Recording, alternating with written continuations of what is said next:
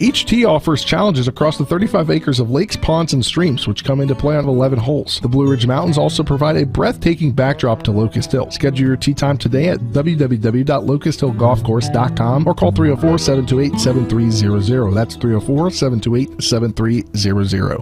Hi, Crescia Hornby here. Larry DeMarco, broker of Modern Realty Results, believes he has some of the best real estate agents in the Eastern Panhandle. Agents at Modern Realty Results have years of experience and knowledge of the local real estate market. Agents within the office work as a team to provide quality customer service. We strive to always ensure client satisfaction through handling every transaction with honesty and integrity, all while offering competitive rates. Modern Realty Results is veteran-owned and managed. Please call us at 262-4222, modernrealtyresults.com.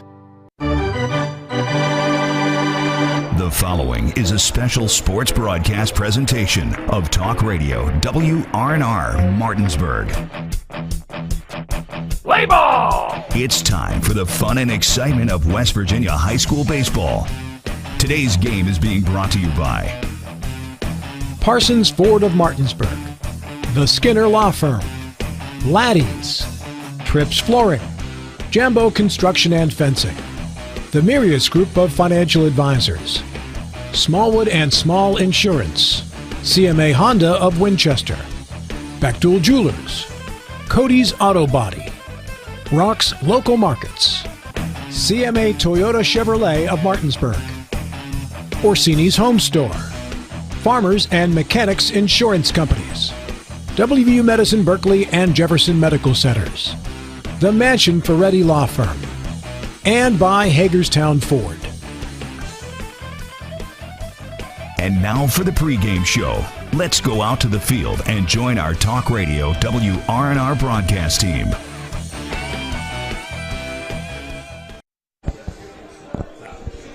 Good evening, everyone, and welcome back to the Hedgesville Baseball Complex here. It's the third game of the sectional tournament, Section 1 action, winners bracket.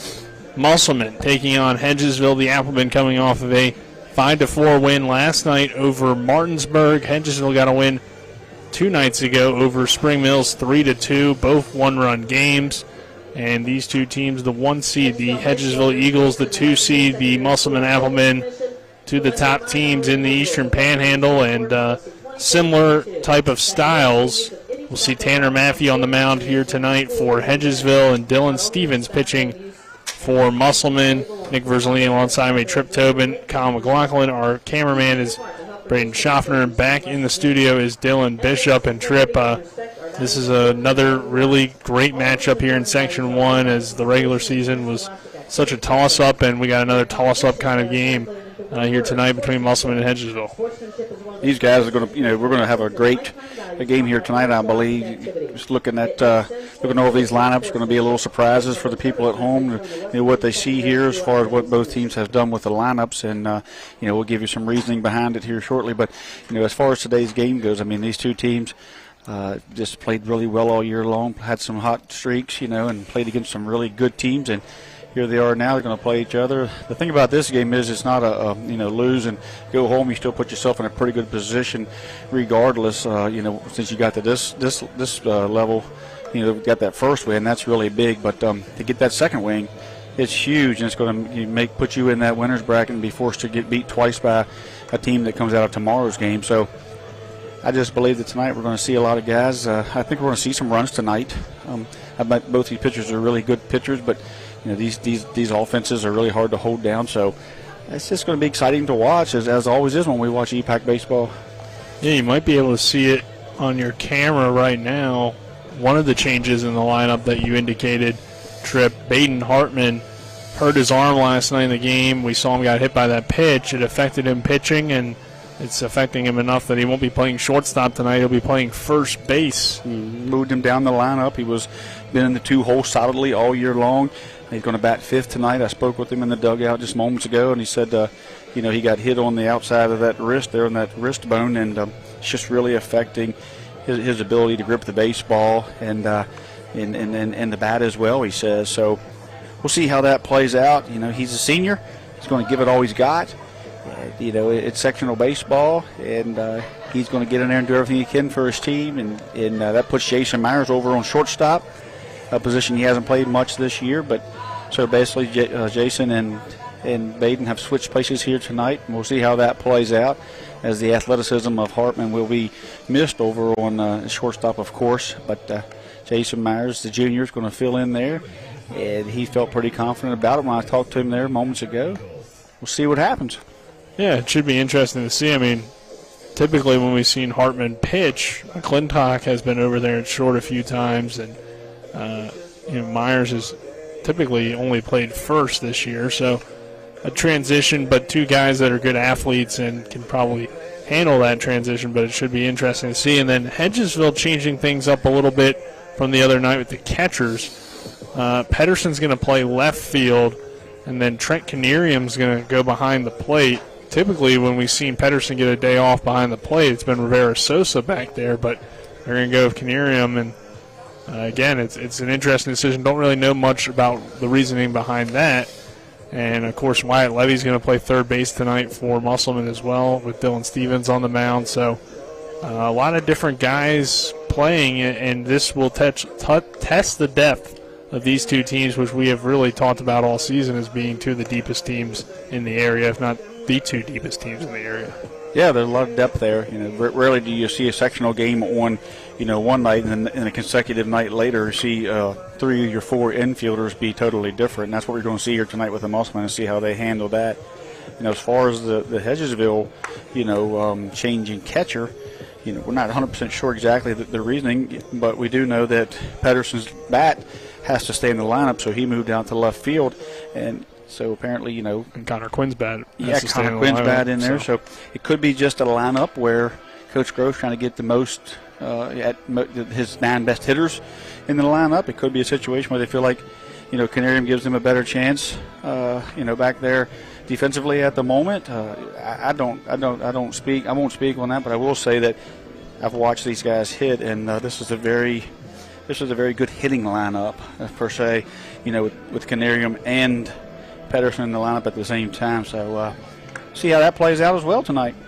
Yeah, it should be interesting to see. And as we know from the 3-2 win that Hedgesville got over Spring Mills in the first round, they were disappointed with some of their approaches at the plate. So maybe that's a reasoning too. Maybe they like what Canerium typically brings with his approach, or maybe he had a really good practice. Who knows what the case may be. But still some changes in the lineup. We'll see how it plays out. But this is the Skinner Law Firm countdown to first pitch. Skinner Law Firm injury and consumer rights lawyers. Call 304-245-6613 or go to skinnerfirm.com. We'll take a 2-minute break. On the other side of that break, we'll hear from both teams' head coaches. This is West Virginia High School Baseball on Talk Radio WRNR and TV 10. May is National Trauma Awareness Month, and WVU Medicine is joining the effort to help bring attention to this year's theme, Roadway Safety is No Accident. With a documented rise in motor vehicle crashes and fatalities throughout our nation, the theme is both timely and appropriate. Our roadways continue to become overcrowded, drivers are more distracted, and safety hazards are growing. Prevention is the key. Safety is a choice. This message for National Trauma Awareness Month is brought to you by WVU Medicine. The Palace Lounge in Martinsburg is the place to be. Join us every night to relax and enjoy football or basketball games featuring either the Martinsburg Bulldogs, Shepherd University Rams, or West Virginia Mountaineers. We will have steak night every Wednesday, trip nights every Thursday, and now taco and margarita nights every Tuesday. You can find us on Facebook or call 304-267-7520. The Palace Lounge is located at 1350 Edwin Miller Boulevard in Martinsburg. With 4 new car dealerships and 4 used car dealerships in 3 states, Parsons is the largest used car and fastest growing new car dealer in the tri-state area. Take Parsons Ford with huge savings on hundreds of new Fords, financing from 0%, Parsons' goal of financing for all, and Parsons' famous above-market trade-in allowances that help make Parsons #1 for used cars too. See why so many won't buy anywhere but Parsons Ford in Martinsburg. We became #1 by making you #1 first. Parsons. Jambo Construction and Fencing Company, LLC is a veteran-owned and operated company right here in the Eastern Panhandle of West Virginia that specializes in decks, fencing, and hardscaping. Find us on Facebook at Jambo Construction and Fencing to see more of the projects we've completed. For a free estimate, you can call Bo Bartley at 304-268-5452 or Jamie Gall at 304-279-5053. We are licensed and insured in the state of West Virginia, and as Martinsburg alums, we say, go Bulldogs. We welcome you back here to the Hedgesville Baseball Complex. Nick Verzolini alongside me, Trip Tobin and Kyle McLaughlin, as we get ready for our coaches' interviews, brought to you by Laddie's Bar and Grill. If you're looking for some fun nightlife and affordable prices, then dine in at Laddie's by calling them, or carry out by calling them at 304-263-5233. As we now get into our coaches' interviews, we'll start with the head coach of the Musselman Appleman, Josh Hartman, and then hear from head coach Eric Grove. Coach of the Musselman Appleman, Josh Hartman. Coach, your team gets a 5-4 win last night over Martinsburg. You had the early 5-0 lead. First 2 innings, your team gets 7 hits in those first 2 innings. Obviously, probably not the offense you wanted in the middle innings, but a really good start for your team, and with your pitching staff, you're able to shut those guys down in the middle innings and hold on. Yeah, anytime you jump out to a 5-0 lead early is good. Now, obviously, we had those 5 runs were all we got, so we were able to hang on. You obviously want to get more production up through all the innings and stuff like that, but like I said, our pitching did a great job coming in and held them to 4. So anytime you get 5 and they have 4 at the end of the day, I'll take it any day of the week. For Trevor Bohr, he continues to be good for you guys in the late innings, and what can you say about him as a guy that comes in and takes the ball there in that final inning and shuts things down? Just confident. Look at that guy. He's just confident. Trevor got me laughing now. My coach over here doing inappropriate things on the interview. But anyway, Trevor comes in. He does a great job. The confidence that kid brings. He wants the ball obviously more than what we've get him to him this year. He could be a starter. He could be a long relief guy, but he is relished in that closer's role at this point. And anytime he comes in with the game on the line, I feel like we're in pretty good shape. On the other side tonight, Hedgesville, a team that very similar to your team, in terms of you guys were probably picked to be 1 and 2 in the preseason in this side of the section when you looked at the experience coming back. What do you kind of see about this Hedgesville team? You guys split the regular season. The way teams won the regular season games. I hope that trend continues tonight. That'd be all right. But they got some hitters all the way through that lineup. Like I said, the last time we played them, I had 15, 16, 17 hits, whatever they had, and from top to bottom in that order is a tough out. So we've got to be able to play good defense tonight. Ball's put in play. We got to be able to make the outs tonight. Who are you starting tonight on the mound, and what are you looking for? Throwing Dylan tonight. Dylan hasn't seen his guys yet. Those guys haven't seen him yet this year, so we're hoping different look for him. Hopefully he can get the job done for us. Tanner Matthew going for them, one of their senior pitchers that has pitched really well. You guys saw him in that last outing. Anything the guys should do against Matthew tonight to have a good approach at the plate? Hopefully get ahead in the count, make them hit our pitches. So hopefully we don't get chasing anything out of the zone, put the ball in play, and hopefully have good things happen. All right, Coach, thank you. Good luck tonight. Thank you, Nick. Appreciate you. Here's the head coach of the Hedgesville Eagles, Eric Grove. Coach, your team able to get the win the other night over Spring Mills, 3-2. I know the thing you took away from it, not so much that you guys weren't putting up runs and struggling hitting, but you didn't really like your at-bats in the game. Anything you do yesterday to try to work on that, or just talking to the guys? Well, it was, balance-wise, picking better pitches, did some tee work, some front toss work. And a lot of times these kids just want to hit on the field every day, and they need to see, different things with their approach in the box. So we worked on some different offensive mechanics in the box yesterday, implemented 1 or 2 new things, and just hopefully flipping the page to a new day. And these games don't carry on from one day to the next usually, and like I know everybody was excited about, you beat Spring Mills 21-0 in the regular season. That means nothing when you play the next game, just like the other day means nothing about the day. So we have a better approach at the plate, and that's a mental thing that's kind of hard to break, but we're going to work on it and see where we're at here tonight. So your opponent tonight here, Musselman, they get the 5-4 win over Martinsburg last night. You guys split the regular season just like you did with Martinsburg, so kind of a similar mindset no matter who the opponent was for you, knowing that it would be a tough matchup. What do you see in this Musselman team this year? Offensively, they're as good as there is around here. And when they make plays behind their pitcher and their pitcher throws a lot of strikes, they're a tough out, period. So we have our work cut out for us, just like we would have if Martinsburg would have won. A lot of people ask me who was I rooting for last night. I was there just to watch a good game, and for the most part it was. So thing about these games, somebody wins, somebody loses, and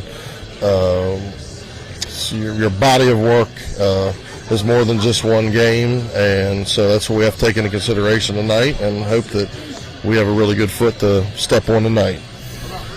You guys are throwing Tanner Maffey tonight. He started for you in the win you got over Musselman. What are you looking to get out of Tanner here tonight against this Appleman lineup? Like you said, a very talented group. Sure. I think he locates down really well, throws a lot of strikes. He's probably the unheralded guy of the Eastern Panhandle that deserves a lot of credit because he's pitched a lot of big games and won a lot of big games. He's beaten Musselman. He beat Jefferson. He beat Lake City, South Carolina, who was good. We got all the confidence in the world in him, and if he's on his game, he's going to give them all they can handle over there, and I'm sure that we'll get the same from their guy, and it should be a good high school game. Dylan Stevens going for them. You haven't seen him this year, but obviously you're familiar with Dylan's pitching, I would presume, and what are you telling the guys at the plate here tonight after that tough outing the other day against Bromwell? He's very talented. They're different in the sense of mechanics are different and a little more velocity, but a lot of our kids are friends with him, I feel like, and maybe it'll take some of the pressure off. He's very talented, and it comes with picking the right pitches early in the count and just being aggressive on the bases, trying to take extra bases when we can so that we can force the issue and put runs on the board. Where our numbers, we're hoping for 6. If we score 6, we got to feel good about it, but we never know how these games are going to unfold. We had a low-scoring game the other night. Could be a marathon today. Anything else you need to see tonight, Coach? Same thing as the other day. Score early, score every inning, and don't let them have a bunch of traffic on the bases first, second, third inning. They had it last night. They got a lead. It was hard to overcome. We have a hard time overcoming big leads, so we don't need to give them one tonight. All right, Coach. Thank you. Good luck tonight. Thank you, sir. Now joined by head coach of the Spring Mills Cardinals. Thank you to both teams' head coaches, Eric Grove along with Josh Hartman. We'll take a 2-minute break. On the other side of that break, we'll give you the starting lineups. This is West Virginia High School Baseball on Talk Radio WRNR and TV 10. Not sure where to go or who to trust with your flooring project? And start with Trips Flooring, proudly serving the area for more than 25 years, specializing in floor sanding and refinishing, along with installation of new flooring, including hardwood, tile, vinyl, laminate, carpet, and the hottest trend in flooring, luxury vinyl, tile, and luxury vinyl plank. Are you on a budget? Check out their warehouse, cash and carry, or call 304-229-7009, or visit them online at tripsfloorsanding.com.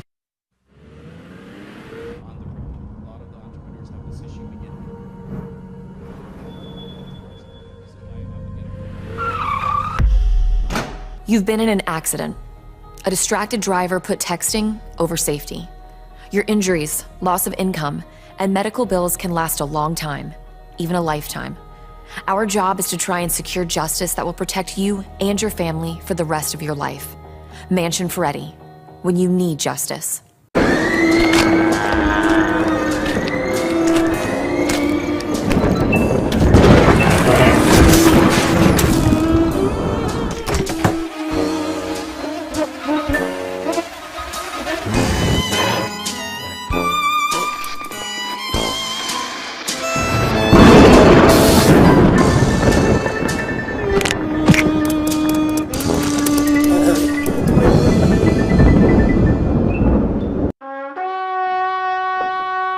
There's a local family moving in our territory. What do you want from me? Taste it. It's really good.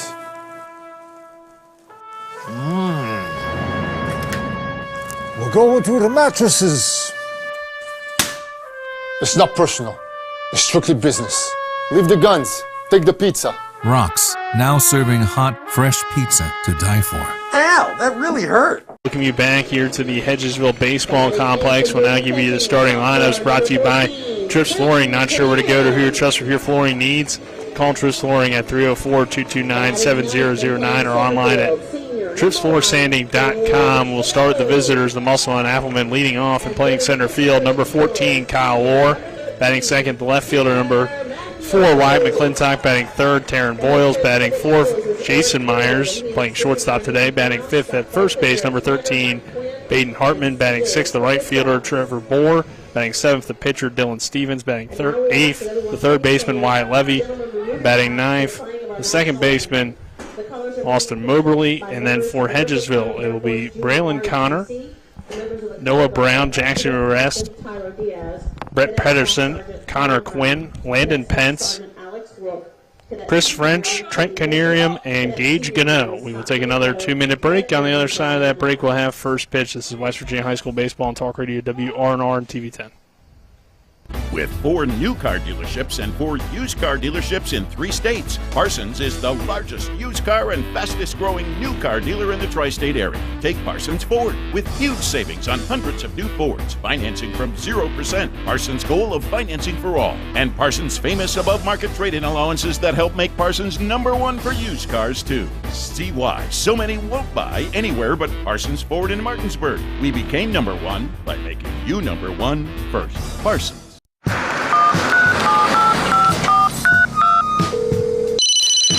Hello? We're here again 3 times in the past 2 days. You're where? Bechtel Jewelers. Look. Can Mom hear you? No, she's in a diamond coma.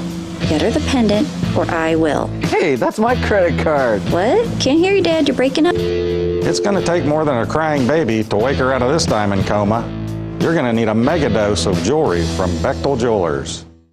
Looking for some nightlife? Then look no further. Laddie's Bar and Grill has a full bar and kitchen, pool table, and entertainment with great food at affordable prices. You can dine in or carry out by calling us at 304-263-5233. Laddie's is open Monday through Saturdays from 8 a.m. to 3 a.m. and Sundays from 10 a.m. to 3 a.m. We serve breakfast all day long, and our lunch and dinner specials are posted every day on our Facebook page. So stop on in to Laddie's Bar and Grill, located at 107 Lutz Avenue in Martinsburg. Happiness grows here. Orr's Farm Market. Strawberry season is here at Orr's Farm Market. Pick Your Own strawberries will be starting around May 13th, and you can make a reservation to come and pick, or buy some that are already picked. We're also offering a season pass this year, so get online at orrsfarmmarket.com to see the details. Visit our bakery counter today to try our new homemade quiches, pepperoni rolls, and don't miss our 2 new flavors of homemade strawberry donuts. Check us out on Facebook and Instagram, and remember, Orr's Farm Market. Happiness grows here. We welcome you back to the Hedgesville Baseball Complex. Nick Verzolini alongside me, Trip Tobin and Colin McLaughlin. As we get set for first pitch, brought to you by CMA Chevy of Martinsburg. Make your way to CMA Chevrolet of Martinsburg on Foxcroft Avenue today for quality vehicles, a friendly team, and professional service at every step of the way. Chevy, find new roads. Tanner Matthew takes the mound tonight for the Eagles, right-hander. And leading off for Musselman will be Kyle Lohr, one of the best hitters in the EPAC, a part of one of the best lineups in the EPAC. The Musselman Applemen, who come in at 23-9 after a 5-4 win last night over the Martinsburg Bulldogs. Hedgesville had the day off due to that weather the other night, which delayed this game being played too in some ways, as the weather delayed the Martinsburg Musselman game, but Hedgesville was able to play Spring Mills and get a 3-2 win in the first round sectional. So Martinsburg taking on Spring Mills tonight. We'll keep an eye on that game. Washington trailing 4-0 against Hampshire. As Colin, we get into our EPAC baseball roundup, brought to you by Jambo Construction and Fencing LLC, a veteran-owned company that specializes in decks, fencing, and hardscaping. For a free estimate, you can call Bo Bartley at 304-268-5452, and a 4-0 deficit for the Patriots. Yeah, they were finally able to get through that top of the third inning, but they gave up all 4 runs. Only 1 hit, though, for Hampshire, too. It's been a tough day of pitching for the Patriots. Dunbar went 2 1/3, giving up 3 runs, going with 4 walks and 3 strikeouts. Then McCarthy went 1/3 of an inning, gave up 3 walks, and now Clem has come in. He struck out that last player that he faced to end that top of the third, but down 4-0 against Hampshire right now in the elimination game for Section 2. And a Hampshire team that has quality pitching, has struggled to hit the ball at times this season, but their pitching's pretty good. As Tripp, Another good matchup going on. Spring Mills taking on Martinsburg.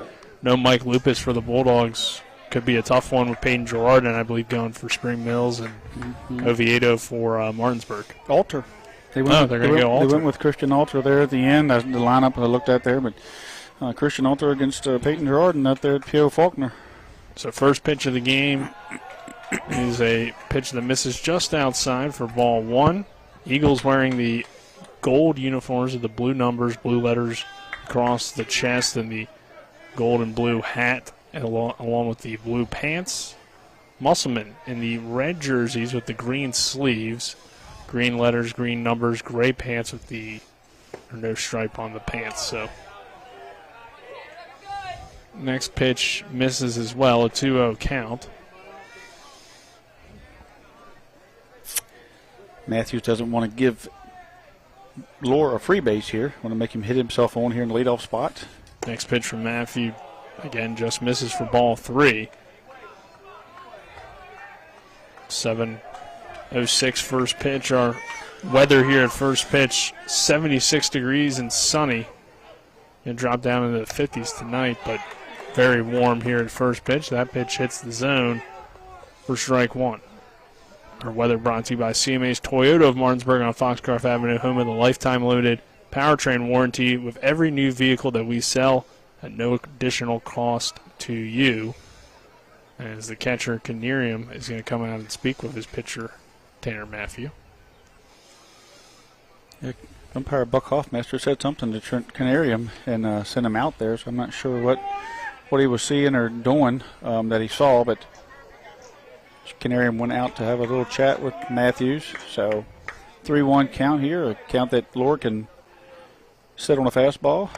3-1 hits the outside corner for strike two. So a full count here on Kyle Lohr, hitting .467 on the year with 1 home run and 21 RBIs for the left-handed hitting center fielder. Matthew gets set for the 3-2 delivery. And it's a swing and a miss, strike 3. Good way to work his way back for Tanner Matthew. Yeah, he got down 3-0, and worked himself back with some good pitches, and he got Lohr to offer for a high fastball up and out. And it looks like Canarium's going to walk out and talk to him once again. But that was a great recovery there for Matthews. Very tough out in Lohr, and the fact that he has broken the single-season scoring record tells you what happens when he gets on the base. Lives up to his nickname. Get on the base and I'll score. Kyle Lohr. Kyle, if I get on, I'm going to score, Lohr, right? Yeah. Get me on and I'll score. Pitch misses low and outside for ball one. The thing is, a nickname is typically shorter, so. Yeah, that's a book. Figure out something that just like I'll score Lohr is a little bit better. But 1-0 count here on Wyatt McClintock. Batting in the 2-hole. Again, Baden Hartman dealing with an injury. Still going to play tonight as he fouls this one off, does McClintock. But he's going to play first base and bat fifth. Typically bats second in the lineup. So, McClintock, it's not too much of a drop-off when you look at the numbers, but obviously you'd like to have Baden up there at full strength. Yeah, for sure. McClintock's done a great job for this team as a sophomore and filling in here. The foul ball caught umpire Buck Hoffmaster in the arm there. The 1-1, a foul ball down the first base line. McClintock doesn't have as much power as Baden, but obviously only a sophomore, so we'll see how he develops. And I would think, I can't say this for sure, but I'm pretty positive that Hartman can outrun. Yeah. I mean, he's probably the fastest kid on the team. Yeah, he's probably so. I think that's an unfair for McClintock to be judged to, but there's a swing and miss, strike 3, back-to-back strikeouts for Tanner Matthew to begin the ball game. Matthew, not necessarily known for his strikeouts. Yeah, that's only his 26th this year, and you look at that puts him now above Elliott, but still way behind Jackson Ruest and Lane DeLauder. You mentioned Ruest and DeLauder. Matthew, Ruest, and DeLauder have thrown 62% of the innings for the Eagles so far this season. As this pitch misses low and outside for ball one to Taryn Boyles. Another sophomore in this lineup with a ton of potential moving forward. A .380 hitter, 1 home run, 27 RBIs. For Boyles, the catcher again tonight. The 1-0 pitch from Matthew, fouled away. And kudos to Coach Grove for giving his starting pitcher here that shout out. He's 100% correct. Myself and many others, and we don't give him tremendous amount of credit, I guess you could say, or a lot of shout outs because he just quietly does his job. But he's done a great job this year of pitching some big games, as Coach Grove mentioned, and we're going to get to see him tonight, and for a good many innings it looks like. The 1-1 pitch misses outside for ball 2. 2-1 count with 2 down. Top of the first inning between Musselman and Hedgesville. Back-to-back strikeouts to begin the game from Lohr and McClintock. Boyles awaits the next pitch on 2-1, pops it up in the infield. Brown and Connor. Brown's going to call it off, the third baseman, for the final out of the inning. So 1-2-3 go the Applemen. We head to the bottom of the first.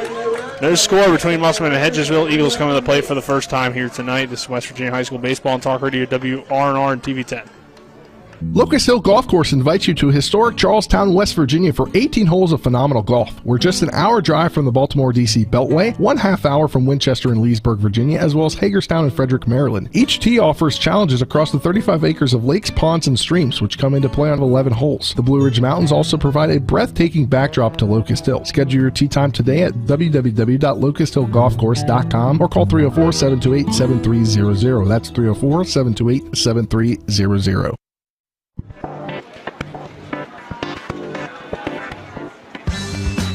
Laura.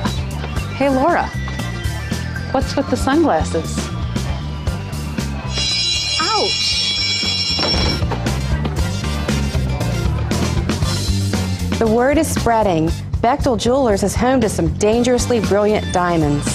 See the difference at Bechtel Jewelers in Inwood. Sunglasses not included. Commute back here to the Hedgesville Baseball Complex. No score between Musselman and Hedgesville. Dylan Stevens on the mound tonight for the Applemen. This is, I think, the first time we've seen Stevens all season, which is kind of weird. I mean, we've done our fair share of Musselman games, but Dylan was excellent this past season and was excellent this year, and excited to see him. Strong arm and arguably the best pitcher on this very talented Appleman team when you look at all of his ability. Great pitcher, mixes his pitches up well. He's able to come from different arm angles at times. He can change his wind up. He goes over the top, very unorthodox, hard to square up a lot of times, and has a biting curveball to go with that fastball. And tonight he's got a little different defense behind him, so he's going to have to keep these guys from squaring the ball up as Baden Hartman's baby in that arm there a little bit, keeping that thing from, trying to give him keep him from throwing the ball there across the diamond as he's hurt that wrist a little bit. You see that wrap on there, which forced him and Jason Myers to switch places tonight. And then you have Deermeyer on third, so they have 3 different positions. They have basically the same fellas out there, but different. They're all kind of moved around in positions except for Deermeyer. So the pitch from Dylan Stevens, fouled away by Braylon Connor. Connor hitting .454 on the year, a home run and 21 RBIs. Look at the rest of the Musselman defense. Taryn Boyles behind the plate. Wyatt Levy down there at third base. Myers at shortstop. Moberly at second. Hartman at first. Next pitch from Stevens. Called strike 2. McClintock, Lohr, Bohr from left to right in the outfield. And, of course, Dylan Stevens on the mound for the Applemen. Braylon Connor will be followed by Noah Brown and Jackson Rest in the lineup due up this bottom of the first inning. The next pitch to Connor, fouled away. Kind of challenged him there a little bit, surprising with a .454 batting average up there that Dylan didn't try to dunk a curveball there and get him to fish for it or try to get him to throw on the dirt, but he threw a fastball out and away, and Connor stayed with it. Next pitch from Stevens, a bouncer in the dirt, taken for ball 1. Maybe that's an indication of how Dylan's feeling tonight. Yeah, I mean, he feels like he could get up there. He's up 0-2. He's up 1-2 still in a very good count. Connor's got to be certainly covering that zone. Dylan needs to try to get him to hit his pitch, and Connor wants to hit a mistake if possible. 1-2 again, low below the knees for ball 2. 2 balls, 2 strikes, and no score between the two teams. Here in the bottom of the first inning, Beryl and Connor leading it off for the Eagles. Connor, the right-hander, digs back in. The next pitch from Dylan Stevens on 2-2 is again fouled away. Good at-bat here by Connor in the first batter of the game. He's done a great job. Get down 0-2 against one of the best pitchers in the EPAC. Hasn't folded up. He's doing a battle. He's going to set in there and shorten his swing a little bit and try to get this thing in play. The 2-2 pitch to Connor. Called strike 3 on the outside corner. Nice pitch there as he finally caught him looking there. A little slider, it looked like. Now batting, number 17. You're going to have a little bit of a pitcher's duel here early. Both these guys have seemed to have the strike zone under control here. Looks like Dylan needs to try to find command of that curveball to be really good tonight as he's dunked 2 of them. Maybe purposely, though. But we'll see as he moves through this lineup what he has here this first inning. He's got to face Brown and Ruest yet.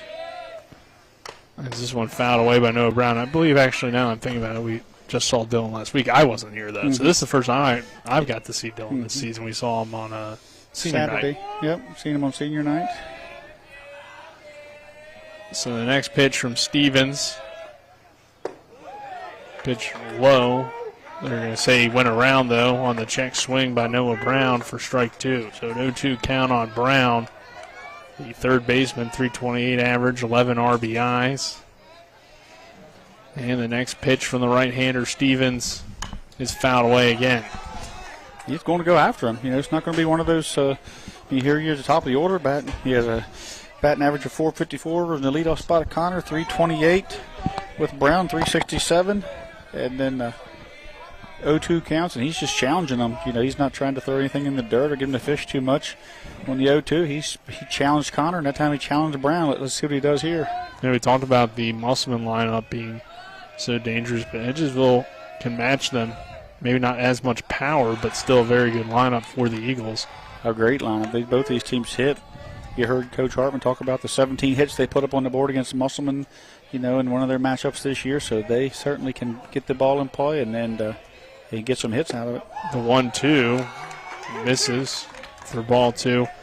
The game we saw here was that game where the 2 pitchers, in Myers and Ruest, struggled early on, and then the middle innings became the pitcher's duel, and then in the late inning, Musselman was able to pull away, but that was a good game as well. Yeah, we've seen 6 runs in the first inning off of Myers and Ruest, and then they settled in. It was a long first inning for both teams. This one a half-hearted swing from Brown. Levy picks it up, throws to Hartman at first, and gets it out, number 2, on the ground out.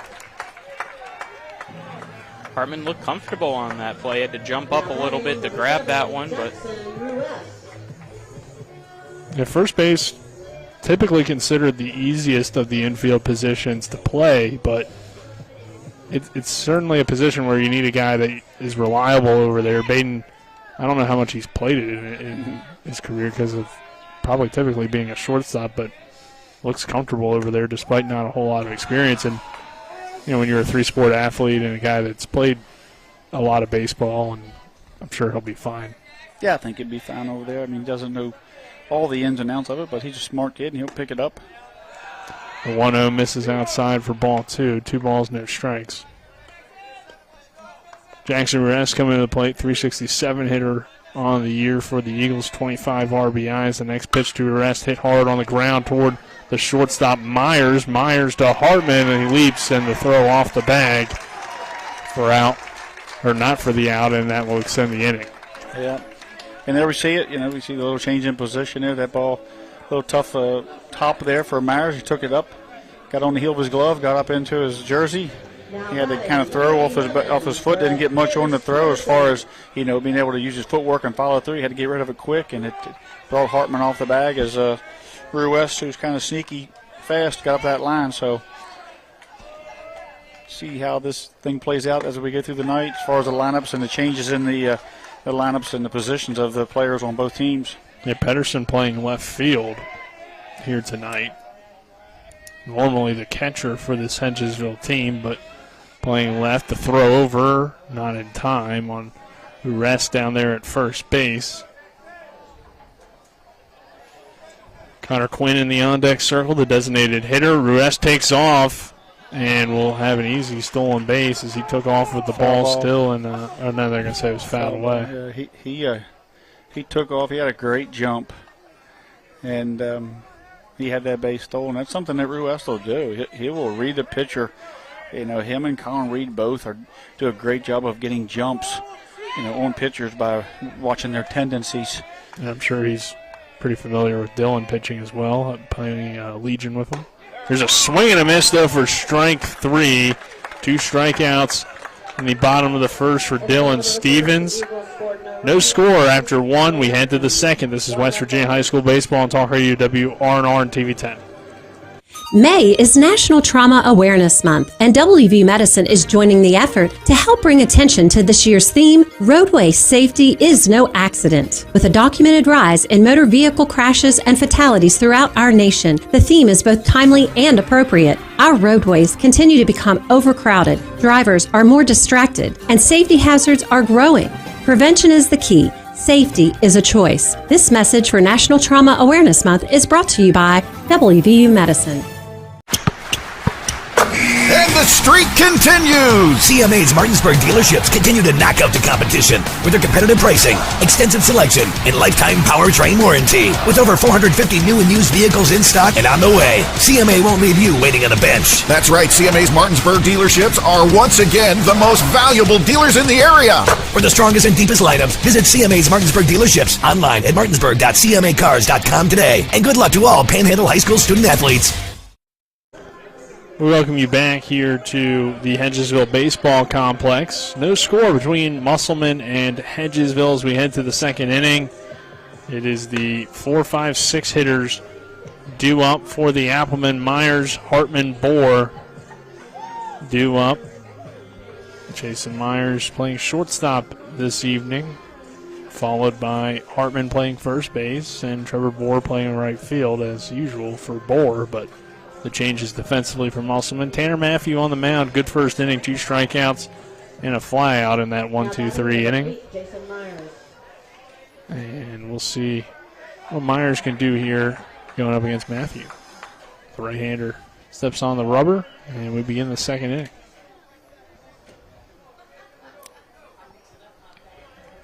Matthew delivers the first pitch to Myers as his chopper down the third baseline goes foul.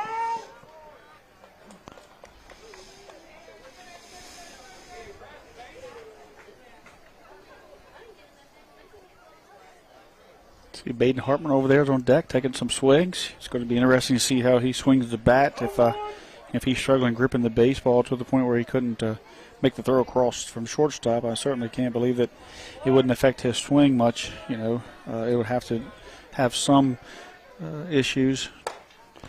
Pitch here misses outside.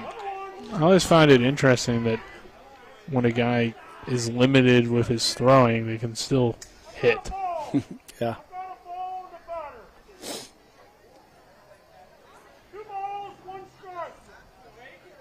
He balked. Oh, okay. Wondering what he did. So he balked. Yeah, he stepped back and balked. There's no runners on, so it become the ball on the batter, it looked like. The 2-1 pitch, swing and a miss, strike 2. Myers wanted that one. But a great pitch from Tanner Matthew to even the count now at 2 balls and 2 strikes here in the second. Wonder if that's maybe what he was trying to warm them with in the first inning. Yeah, maybe. I had my head down. Close. I didn't see what he did. I had my head down, but he awarded Myers a ball. So there's a ball hit towards short, and it's going to go through the 5-6 hole. Braylon Connor keeps it in the infield, but unable to make a play on it, and Jason Myers is on with an infield single. Yeah, that's one thing that you can bank on with this Hedgesville team, that Connor is going to go all out 110%, and he dove for that baseball. And that's something that kept that thing on the infield, and actually come up and made a throw probably Probably not a smart move to make that throw, but he took a shot at it, and Myers not the most fleet of foot, and threw it up the line a little bit. Pitch misses low and outside. This could be a situation, depending on how much Baden Hartman's limited, where he would bunt. And usually you probably wouldn't see Musselman bunt too often. Yeah, it's going to be interesting to see if that's something that they would do here. If he would turn around and bunt to because of that injury. The 1-0 pitch, Hartman pops it up toward the shortstop Connor, who makes the play for out number 1. So Hartman is retired on the pop out. I think he had some zip on the swing, know, but I don't know if it, not being able to look down and see exactly how that swing was, if he's doing anything, different. Can't really tell. But he did get way under it there and popped it up to the shortstop. So I'll bring Trevor Bohr to the plate. Ask Coach about Trevor and how well he's pitched toward the end of the game. He said a lot of the same things that you said, Tripp. He wants the ball in those situations, and his bat's been solid for this team as well as he fouls it away. Yeah, he's done a great job for this team, playing his role, making the routine plays in right field, not trying to do anything too fancy, keep the ball in front of him, and he's coming in. He's hitting a solid, 270, I believe, 260, 270, getting things done for this team, getting some easy RBIs by getting the ball on the ground and getting these guys in. He just does all the good things. But what he does do is he gives you that depth in pitching late in the game, and a guy who just is not afraid to take the baseball with bases loaded and the game on the line, or come in with a 1-run lead and hold it. There's no fear in that in that frame of his. The 0-2 count here with 1 down in the inning and runner on first. The next pitch misses high and outside for ball 1. 1 ball, 2 strikes on Trevor Bohr. Jason Myers stands on first base with the infield single that allowed him to reach first to begin this inning. A Hartman pop out. And now a 1-2 count here on Trevor Bohr, the right fielder. A left-handed hitting Bohr awaits the pitch as Matthew steps off the rubber and checks back that runner. And now we'll reset.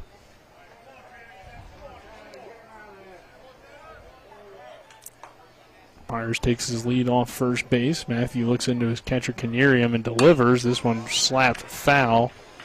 And out of play by Bohr. Myers no big threat to steal over there, I don't believe. And which another reason why you thought maybe that Hartman might bunt, but they must feel pretty confident that he can swing the bat at least enough that he can get that ball to the outfield and get some line drives out of that swing. I know they took some swings in the cage before they came here. I heard him talking about it a little bit, and he said it was bothering him a little bit. Yeah, I mean, you would imagine that it had to be bothering him, because other than that, why else would he be moved down the lineup? Mm-hmm. Doesn't seem to have a lot of swelling right there in that arm, but I'm not sure what it is, though. If it was a stinger, it probably would have been gone by now. So pitch to Bohr, popped up toward left field. We'll see what Pedersen can do in left. He makes the catch for the second out of the inning. Nice catch out there. I think he has his catcher's glove on. No, he's out there, made a nice play, got around that baseball for that lefty, and got around it, got his body going towards the target. Looked like a left fielder. Yeah.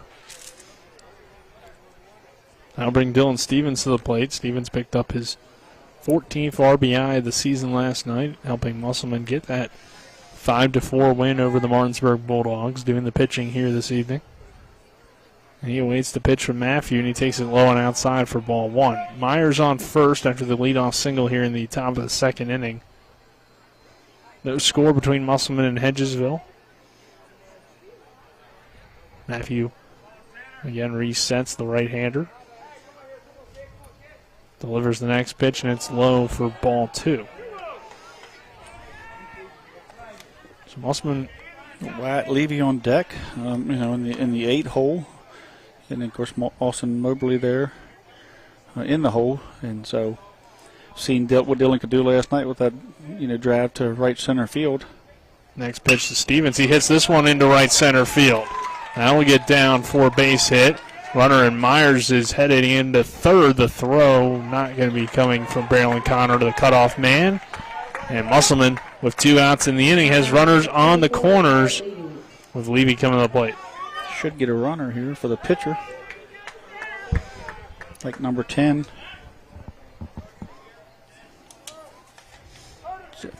That would be Braden Miller. Courtesy runner for the Appleman is number 10, Braden Miller.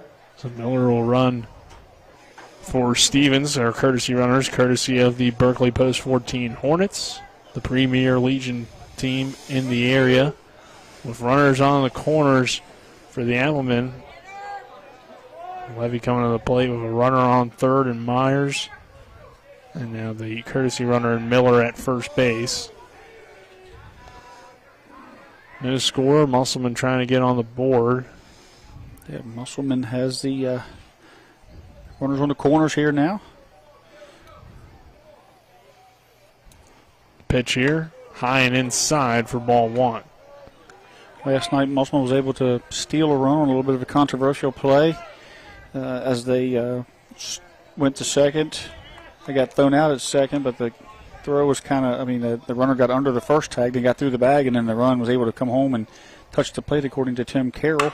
This one hit on the ground toward first. A great play by Jackson Arrest to snag it and then fall on the bag for the final out of the inning. We head to the bottom of the second. Still no score between Musselman and Hedgesville. Eagles coming to the plate. This is West Virginia High School Baseball on Talk Radio, WRNR and TV 10. We're back at 60.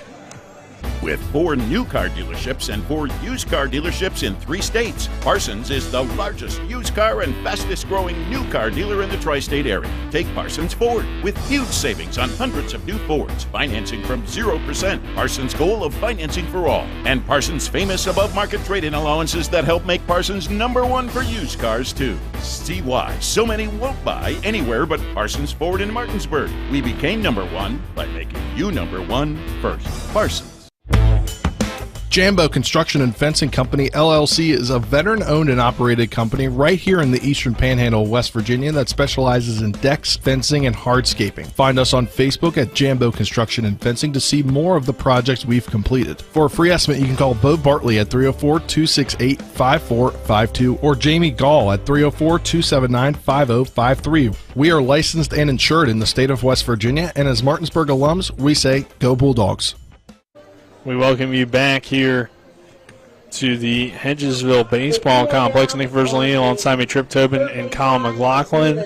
Our cameraman tonight, Braden Schaffner, back in the studio, Dylan Bishop, as we begin the bottom of the second inning. No score between Musselman and Hedgesville. Dylan Stevens on the mound tonight for the Applemen. Connor Quinn, Landon Pence, and Chris French due up here this inning for the Eagles. And Hampshire going to get its first, or looking to get its first region win of the entire season, and it comes here in the sectional playoffs if they're able to hold on against Washington, a 7-0 deficit for the Patriots trip. So tough outing down there for the Patriots is that they are throwing J.J. Charlton. Hampshire is a very good pitcher. He's going to be tough to get 7 runs off of. We think of Hampshire and their overall record, but they do have some guys they can put on that field that can be very competitive. The 0-1 pitch here to Connor Quinn. Misses low for ball 1. Martinsburg's taking a 2-0 lead over Spring Mills in the bottom of the second there at P.O. Faulkner. And Washington's offense has gone flat as of late. And that just seems to continue here tonight against Charlton, who's been a really good pitcher. So tough, potentially, way to end the season if you're the Washington Patriots, as Quinn takes this one low for ball 2. We'll see what happens. And any score there between Martinsburg and Spring Mills? 2-0, it looks like? 2-0, yep. Yeah. 2-0 in the bottom of the second. Martinsburg still hitting. This pitch misses outside for ball 3. The winner of that game will play the loser of this game. In an elimination game. Yep. So at the loser of this game's home field. Yes. So will we be back here tomorrow or at Musselman tomorrow as this pitch hits the zone for strike 2. 3 balls, 2 strikes here on Connor Quinn, the designated hitter, the right-handed hitter. Doesn't use any batter gloves.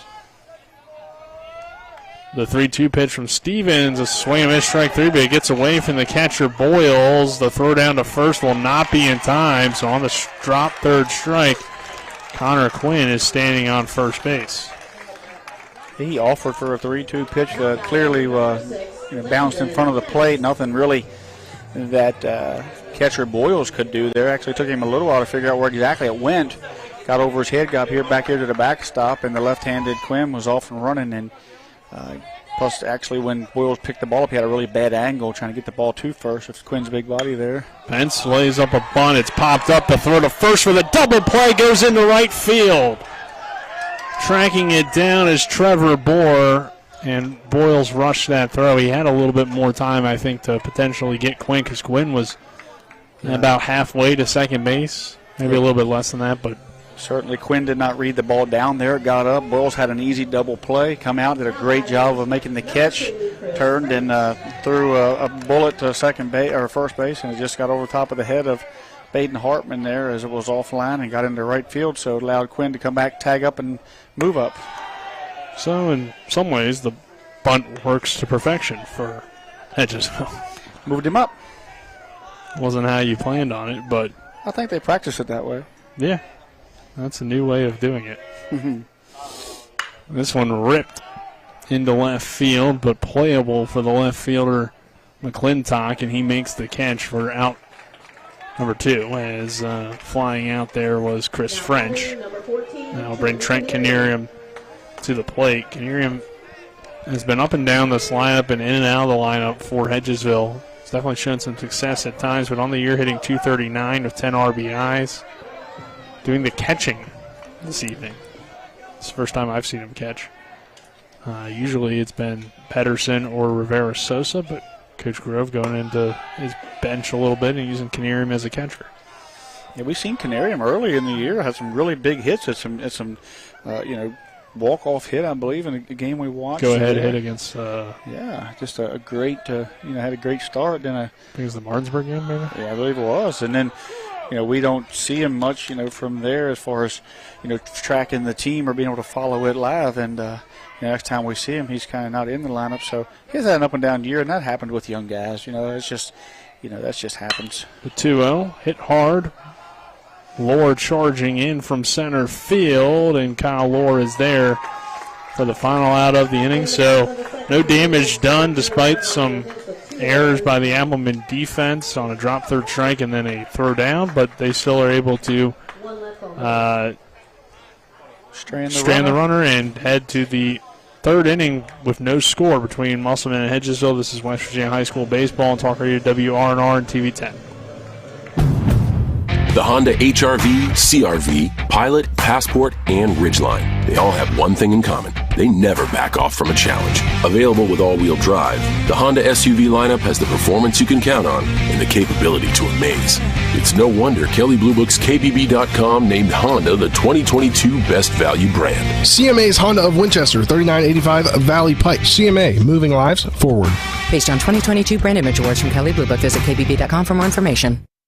To get the best opportunity to be seen and recruited, join the American Legion Post 14 Hornets baseball team. Managed by Trip Tobin, Post 14 will prepare you for the next level by playing the best possible schedule, along with an experienced coaching staff and alumni coming back to help guide you through the process. Don't believe me? Ask Washington Patriot and Fairmont State commit Cam Moore. I've gotten a lot of looks with Post 14 more than any other team. It's probably been one of my favorite teams to play for. The Berkeley Post 14 Hornets are the premier Legion baseball team in the area. Welcome you back to the Hedgesville Baseball Complex. Still no score as we head to the third inning between Hedgesville and Musselman in sectional baseball action. Nick Verzolini alongside me, Trip Tobin, Tom McLaughlin, Braden Schaffner, our cameraman back in the studio, Dylan Bishop. As for Musselman, it is the 9-1-2 hitters due up. Moberly, Lohr, McClintock. For the Appleman, Tanner Matthews so far. 2 innings of work, no runs, 2 hits given up, and 2 strikeouts so far. Very solid start for Matthew on the mound, and both pitchers doing their jobs, there being no score. As we begin the third. Pitch here from Matthew. It's the zone for strike one.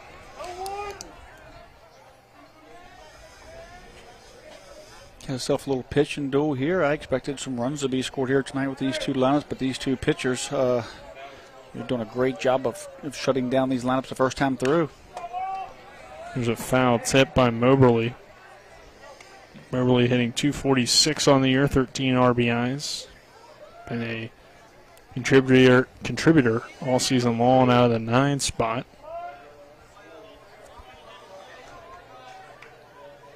Finds himself though behind here, 0-2. The next pitch from Matthews, swing and a miss, strike 3.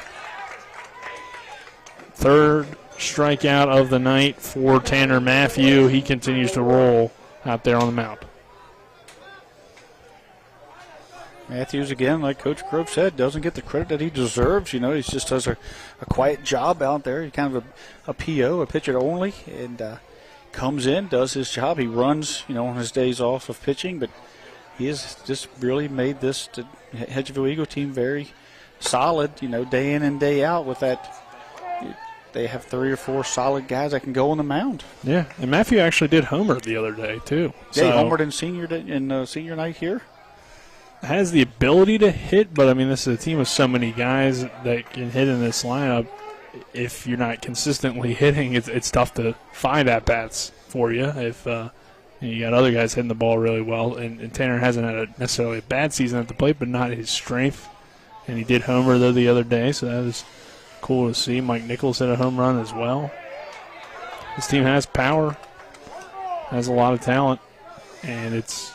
Right now he's got his hands full with this 467 batting average of Kyle Lohr, and trying to keep him off the bases and keep Musselman off the scoreboard. 1-2 count on Lohr. The next pitch from Matthew, fouled away by the center fielder. Going to be hard to get him out twice in a row when you look at the numbers for Lohr. Usually he finds a way on with 1 down here in the inning. Beginning of the third between Musselman and Hedgesville. Matthew looking into his catcher, Canarium. And the right-hander kicks, steals, and delivers, and that's a strike 3. A beautiful pitch from Tanner Matthew. Froze Lohr for back-to-back strikeouts to begin the third, and the second time that Kyle Lohr has gone down in this ball game. Yeah, that's a remarkable feat there. You know, you just keep on going back, and don't want to take anything, you know, away from Tanner Matthews, but that, I mean, taking anything away from Kyle Lohr, because you know, that's something we don't see very often out of him. So, just tells you how good Tanner Matthews is able to locate the baseball and keep from Kyle Lohr from barreling anything up. It is one of the top, or if not the top, batting average in the EPAC. I believe it's between him and Connor, and right now his is higher than Connor. So, 2-0 count here on Wyatt McClintock. Tremendous amount of all EPAC players on the field tonight in these two lineups. And even, you know, Hedgesville could even vie for a couple of utility guys on the bench. This pitch hits the zone for strike 1. 2 balls and a strike on McClintock, as Tanner Matthew has been locked in since first pitch. 2-1, 2 out. Nobody on for the Applemen here in the third inning. The next pitch from the righty throws him for strike 2. Painting those corners. Keeping the ball low, like Coach said. Keeping the ball down, like Coach Grove said. Throws the ball down, keeps the ball down, and does a great job of keeping it simple, mixing pitches, mixing speeds. The 2-2 from Matthew, hit hard back up the middle for a base hit from McClintock, so Musselman will at least extend the inning here in the third with the 2-out single, and Taryn Boyle's coming to play. Matthews almost got that one. It just went off the tip of his glove. Mm-hmm. Yeah, it went right back up the middle to Matthews' glove side, and it looked like it just might have even caught a little leather there as it went by. Way too hard for Chris French to do anything with, as he was a little deeper in the hole there, and he just went right back up the middle out to Gage Gano. This one hit right back up the middle. Might have been off the glove of Matthew, but it goes right to the second baseman, French, who flips to Connor for the third and final out of the inning. We head to the bottom of the third. Still no score Hedgesville coming back to the plate. This is West Virginia High School Baseball on Talk Radio WRNR and TV 10. This is Eric at Hagerstown Ford. Over the last decade, the way we buy things have evolved. Now, you get on your phone, click Want It, and it shows up at your front door. At Hagerstown Ford, it is that convenient. We've changed the car buying experience on the I-81 corridor forever. And with a return policy better than Walmart, there's absolutely no reason to buy a new or used car, truck, or SUV anywhere else. Just like Amazon, Hagerstown Ford will deliver the vehicle to you, where you are, and on your time. And if you don't want it, return it. No questions asked. Why waste your time at a car dealership playing the dumb back-and-forth games? Besides, we hate it more than you do. I assure you, no dealership from Winchester, Virginia to Washington, D.C. will beat our price. No dealership from Chambersburg, Pennsylvania to Baltimore, Maryland will beat our price. And no other dealership will allow you to return it if you don't want it. Hagerstown Ford absolutely provides the best experience at the best price. Visit HagerstownFord.com to schedule your VIP experience. Click on the vehicle you want and get your new ride delivered to you at no risk. See dealer for details. We welcome you back here to the Hedgesville Baseball Complex. New score between Musselman and Hedgesville as we begin the bottom of the third inning. Eagles coming to the plate. It is the 9-1-2 hitters due up for them. Gage Gano, Braylon Connor, and Noah Brown. And if you're Hedgesville, I mean, we talk about it all the time. Gano, a very good 9-hole hitter, batting .333, a home run, and 13 ribbies for him. So this is a good spot for the Eagles to be in the lineup, especially with the speed of Gano in that 9-hole. If you can get him on, good chance you can score a run. Yeah, they got basically two leadoff guys coming up, guys that are hitting .330 and .400, and, you got Brown and Ruiz right there behind them. So, if Gano can find himself on here, there's a good chance that Hedgesville can have themselves an inning. So, that's what he's there for. He does a job. If there's men on base, he's not afraid to bunt. He'll take a walk. He'll get on any way at all. His on base percentage, got to be pushing that 450, 500 mark for this team, and that's what he needs to do. And not only does he do a great job in that spot, but he's a lockdown center fielder. When the ball goes up, him and the center D-pack center fielder, Lore, and him and Canby, and those guys are really, really good at making sure that those outs are recorded when that ball gets up in the air. First pitch from Dylan Stevens to begin this third inning. This is outside for ball one. 1-0 count here on Gage Gano, the center fielder. Next pitch from Stevens. Hit hard, back of the middle, bounces off of the mound and into center field for a leadoff single. And that's just what Hedgesville needed there in the 9 spot out of those guys. Now they can come here to the top of the man on. I'll bring Braylon Connor to the plate. He struck out looking to begin the ball game back in the first inning for the Eagles. So Gano on first, and with his speed, he'll probably try to steal second. A throw over from Dylan Stevens, and they got him. What a move by Stevens. Gano was leaning toward second base, and that is a huge out, number one, because like I said, most likely you could have scored a run with that lead runner on, especially the top of the order coming up, but that completely takes that away. With the pickoff. The pickoff move by Stevens is really good, and it's one of the reasons how he can keep that ERA where it's at, because he erased that base hit right quick, and he caught Gano leading. He throws a bullet over there right to Hartman's knees, and erased that runner there. Connor nearly gets hit on the 1-0 pitch, so it's down 2-0. Just missed grazing his jersey. 2.8 earned run average on the year for Dylan Stevens entering the ball game. The next pitch on 2-0 to Connor is fouled away down the third base line.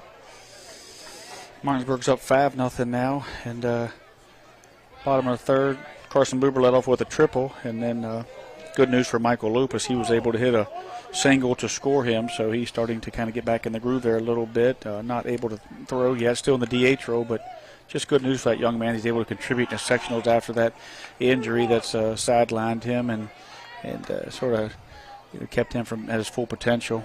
Yeah, and Christian Alter pitching well for Martinsburg after he had that great outing against a really talented Clear Spring team. This pitch misses outside for ball 4. And then in Section 2, it's top of the 5th right now. Runner on first with 2 outs. Hampshire still leads Washington. It's now 7-1. 7-1, Washington losing to Hampshire. So we got a walk there by Connor, so 2 runners have gotten on.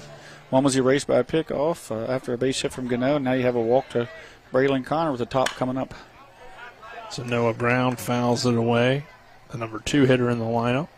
Grounded out his first time up. So Connor reaches on the walk. Again, good speed on the base pass for the Eagles. And Brown, who's just been really solid. He started the year kind of rotating with Canarium at third base, but Canarium has gone into more of a pinch hitting and now a catching role here tonight.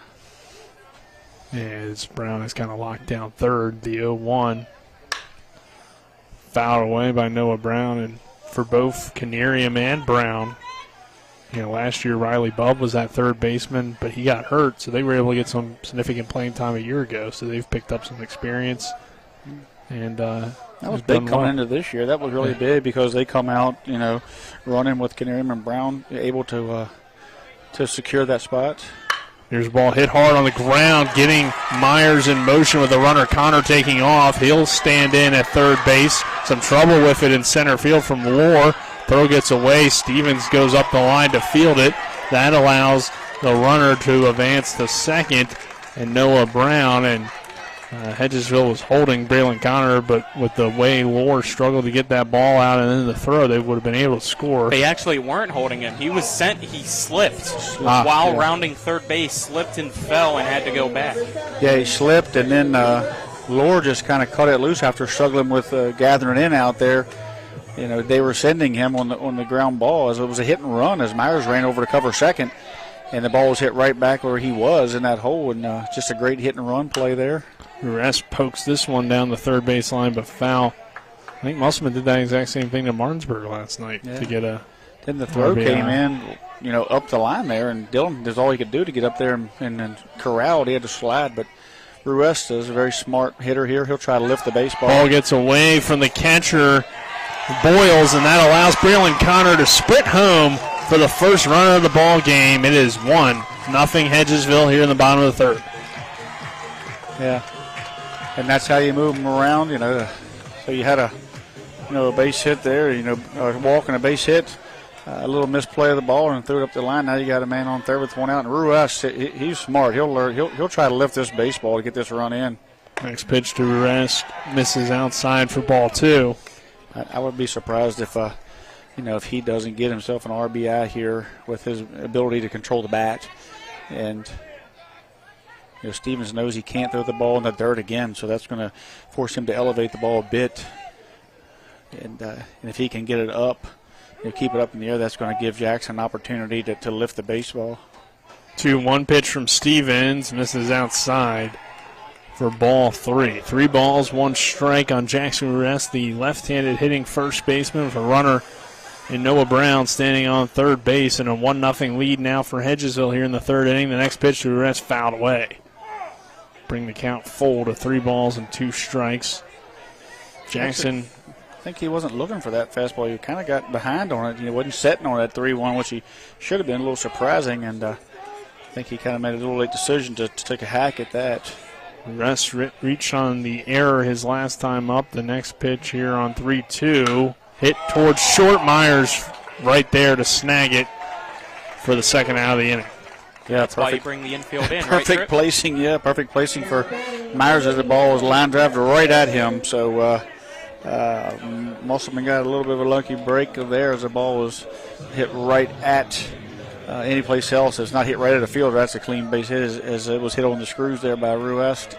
But anyway, 2 outs. I mean, that's how baseball is, and that was a great at bat by Ruest. Pedersen takes the first pitch for a called strike 1. Pedersen struck out his first time, runner on third base with 2 down. See if Stevens can pitch his way out of this and limit this damage. Next pitch ripped right back up the middle. That's an RBI single for Brett Pedersen, and it is 2-0 Hedgesville. Great piece of hitting from one of the more dangerous hitters in the Eagles lineup. Yeah, great job by keeping him in the lineup and getting their hitters. I think that's part of what they were doing here with this lineup is getting all their best 9 hitters in against Musselman, one of Musselman's best pitchers. So at this point, working a little bit here after 3 innings. It's going to be a lead by Hedgesville. Yep, 2-0 Eagles here in the 3rd inning. Connor Quinn up. He reached on the drop 3rd strike his last time up. And he takes this pitch for a called strike 1. Quinn on the year hitting .315 entering the game. The throw over the pickoff nearly got him. And this inning started with the single from Gage Gano, and then he was picked off. So if that pickoff didn't happen, Hedgesville could have added another run here this inning, potentially.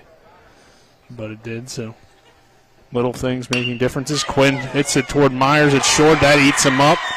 Ball heads into center field, and Connor Quinn will reach on the error. Yeah, it's a little unfair for Myers to kind of be stuck in that spot a little bit. He's going to struggle there. It's a tough place to play. Hedgesville, the field is a little tougher. He gets a couple bad hops here. It's a tough place to come in and play shortstop. Even Braylon Connor will tell you that one of the best shortstops in the EPAC. Tell you how tough it is. And so you get Myers over there, and that ball was hit hard, and it's just come up on him, and not much he could do about it. Baden Hartman, the typical shortstop, if you're just now joining us, dealing with that arm injury due to being hit by a pitch last night. Still able to play in the game, playing first base, though. Myers, not the typical shortstop, playing short here tonight, being put in a tough situation. Like you said, Tripp, not only does the field play tough, but he just hasn't played that position. No, yeah, it's tough, I'm a little surprised that McClintock's not there, but he had a couple errors last night as well on that spot. So, he's not feeling comfortable maybe, not sure. Exactly. No guarantee that he makes those plays either. No, I'm not sure. Let's be fair to Baden might not make those plays. Yeah, let's be fair to Jason. Those balls are hit hard. That's what's happening. It's Hedgesville's hitting the ball in the nose. That's the issue. The 2-0 pitch misses high for ball 3. Yeah, nobody wants to try to catch a 2-hop ground ball that's been hit, basically a line drive at your feet, and regardless of who you are. So right now, Myers, 3-0 to Pence hits the zone for strike 1. Right now, Stevens is just he's getting hit and getting hit hard at this Eagle lineup at the moment, and he needs to, find those corners. The 3-1 found the corner there for strike 2. Stevens will dig in. He's a senior. He's got grit. Don't expect him to just kind of lay down by any means. He'll get the adjustments that he needs to do, and he'll figure it out on his own here as he continues to. Next pitch ripped right back up the middle again, but potentially making an excellent play was the second baseman Moberly, but just beating the throw is Landon Pence at first base, and the bases are loaded. I don't know how Moberly got to that ball. That looked like he was going to be clearly hit into center field for a single from up here and would have driven in the 3rd run, but Moberly did get to it. The runner, I think, in motion. It was slowed down by Dillon as it went by. I think it hit him. I think Hartman's going to go around and go out and take a check on him and make sure he's okay. It's a good time anyway to go out. He's been hit hard a couple of times to see what's going on. It is going to be a check on his health. And he says he's fine, so not going to be charged, I believe, with the mound visit because of the line drive that went by his hand there. But, right now Dillon's getting hit, and that's, uncharacteristic of him. And I can't tell from this elevation, exactly what's going on, but he needs to keep the ball down, of course. Curveball doesn't seem to be working that well for him as it's kind of, in the dirt. And we have French, who's way up in the box, coming to the plate here. French takes a big swing but fouls it away, and I wonder how much, too, Hedgesville had that day off yesterday. They had an opportunity to work on their approach at the plate. I don't know how much you can fix in one day, but they weren't happy with that outing against Spring Mills, and they've certainly looked a lot better and more comfortable today.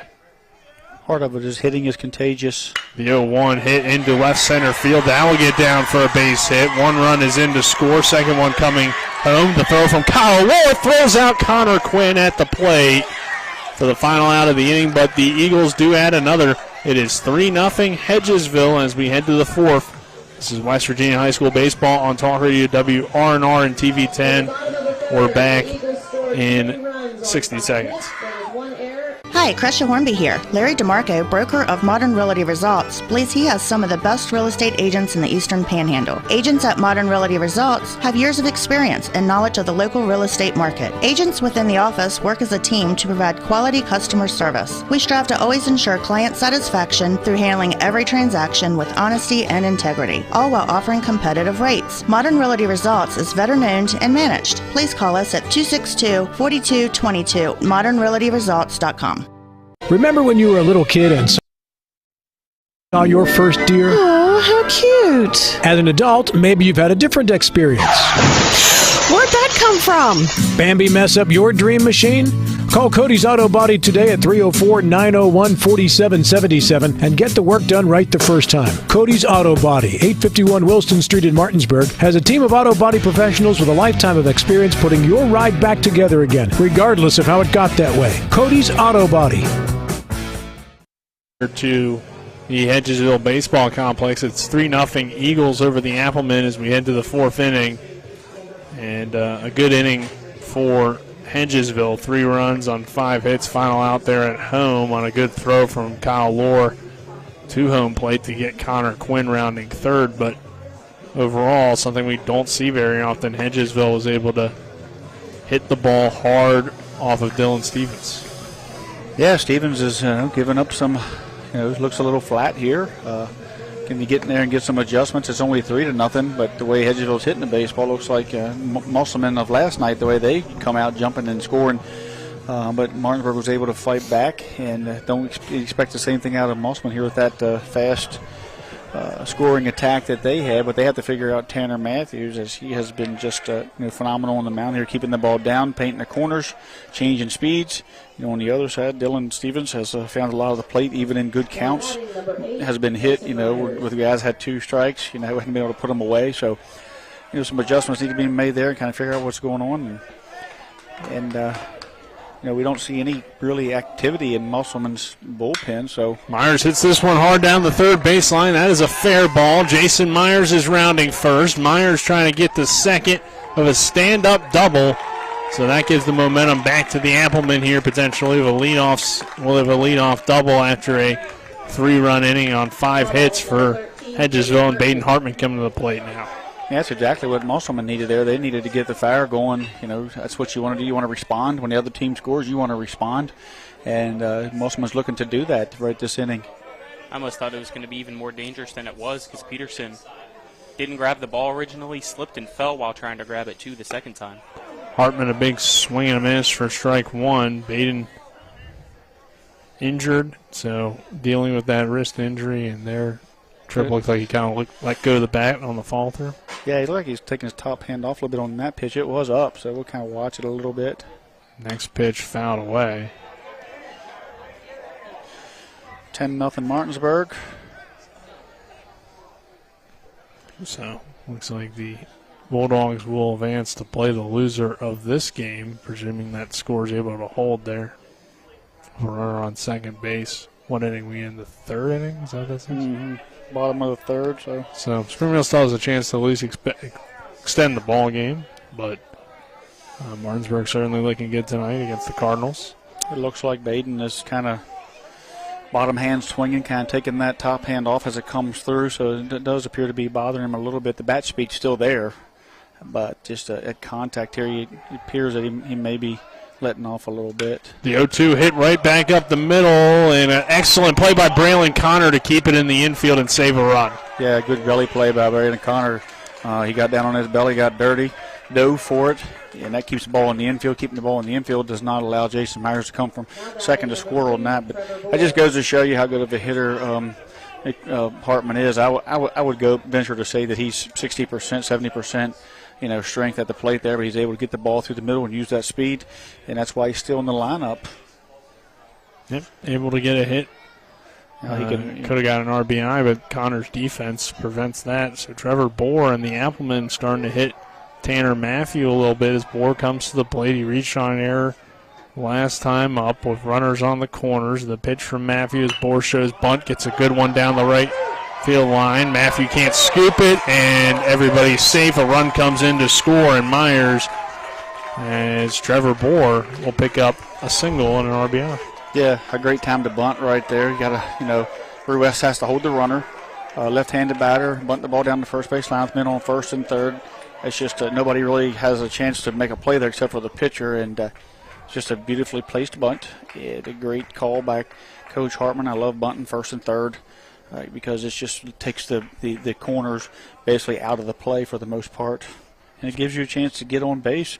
And if you just get the ball away from the catcher, you score a run. So a lot of positives can happen out of that. A lot of people steal second from there and then kind of bunt. Well, that just allows you to bring the third baseman up, at that point and just make the play. But here you end up with possible base hits. They're just your basic sacrifice or your safety squeeze. So great execution there by Musselman, 3-1, and the tying runs on first base and nobody out.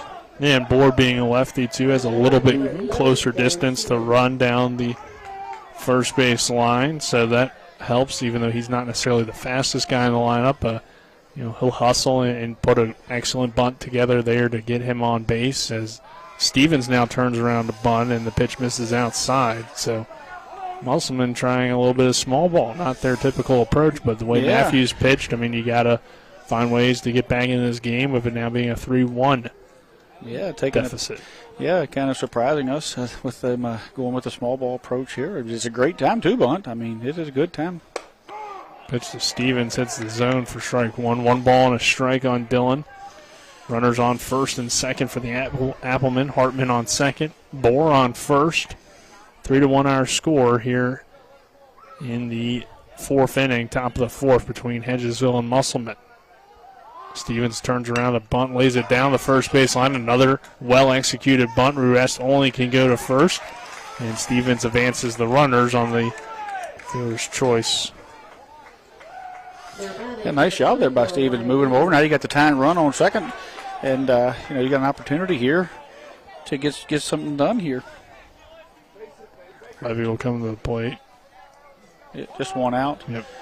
And Levy comes to the plate with Austin Moberly on deck. So 2 bunts here by Musselman, something you don't see a lot out of. So just a great job to kind of fight their way back in this game. Of course, they're usually playing ahead, so. Levy hits it hard on the ground towards short. Connor gets it eaten up, throws the first in time for the out. But the run and Baden Hartman comes around to score. It is 3-2. Hedgesville still on top, but Levy does his job with the sacrifice. And that's another one of those plays. Even though Connor made it, I think that's him being used to the field because maybe every other shortstop that eats him up and they don't make the play. But yeah, he's done a great job staying in front of the baseball here. He knows you're going to get some choppy hops here coming off that infield. The ground's a little hard. There's not a system here to irrigate it, so the field gets a little hard.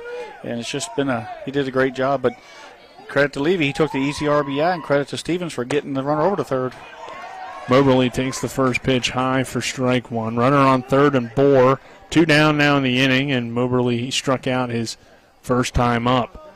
3-2 on our score in favor of the Hedgesville Eagles. Moberly would like to come through here and tie this game up for the Appleman. The next pitch from Tanner Matthew hit into right center field. He'll do just that. It is tied at 3 on an RBI single from Austin Moberly. Yeah, just like that, Musselman can fight right back, and now we're back to the top of the order, and it's just fun to watch these two teams play. They are so closely matched, and their offenses match each other up well. They're pitching. They're just very fun to watch them play each other every time we see it, and it's very fun to watch them play, this whole year, and they have been, been basically our 1-2, sectional favorites for a lot of people. Martinsburg made that late run, but up until that last Jefferson Musselman, victory for Martinsburg, these two teams were basically the class of the EPAC for a long time, and so credit to them for holding off that late charging Martinsburg team in the sectional and getting these seedings here. But right now they are just they're just going to beat each other up all night, I think, and I think you're going to end up with a game that's going to have some multiple runs scored. Kyle Lohr rips it down the first base line, but just foul. That's a triple for Kyle Lohr. Yeah, especially with a good bit of space down there in right field. Yeah, that's a triple for him when it gets down there. That's a little bit of an odd spot down there in right field, and if it's just 3 feet, 2 feet left, that's a triple if Jackson Ruiz doesn't knock it down. Good hustle by Mike Nichols to go get that foul ball. Big man's going. Tanner Matthew will play football at Wesleyan.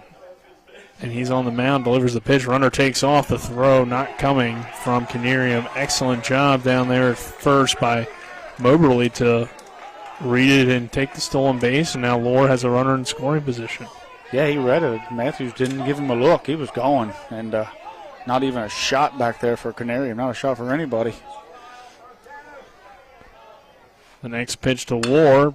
Fouled away. Kyle Lohr battling here. He's had 2 strikeouts tonight. Very rare to see Lohr strike out twice in a ball game. He's an aggressive hitter, but when you bat .467, you're not striking out too often. If they get him out here, if he's 0 for 3 here, to be surprising for anybody. To see him, to look at the box score and see him 0 for 3. So he's just a swing away from giving Musselman the lead. The 1-2 again. Moberly goes at swing and a miss. Strike 3. Third to third doesn't matter. A 3-strikeout game for Kyle Lohr. But the Applemen come back to tie it at 3. This is West Virginia High School baseball on Talk Radio WRNR and TV 10. We're back in 60 seconds. With 4 new car dealerships and 4 used car dealerships in 3 states, Parsons is the largest used car and fastest growing new car dealer in the tri-state area. Take Parsons Ford with huge savings on hundreds of new Fords, financing from 0%, Parsons' goal of financing for all, and Parsons' famous above-market trade-in allowances that help make Parsons #1 for used cars too. See why so many won't buy anywhere but Parsons Ford in Martinsburg. We became #1 by making you #1 first. Parsons. There's a local family moving in our territory. What do you want from me? Taste it. It's really good.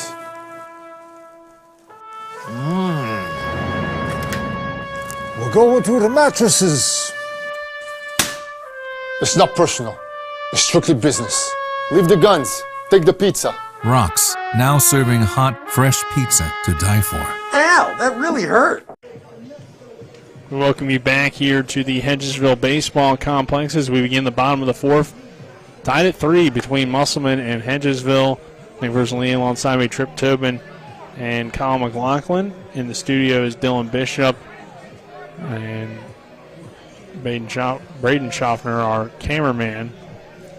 As Hedgesville rallied in the top of the 4th. Musselman responds. We're back evened up, Trip. Yep.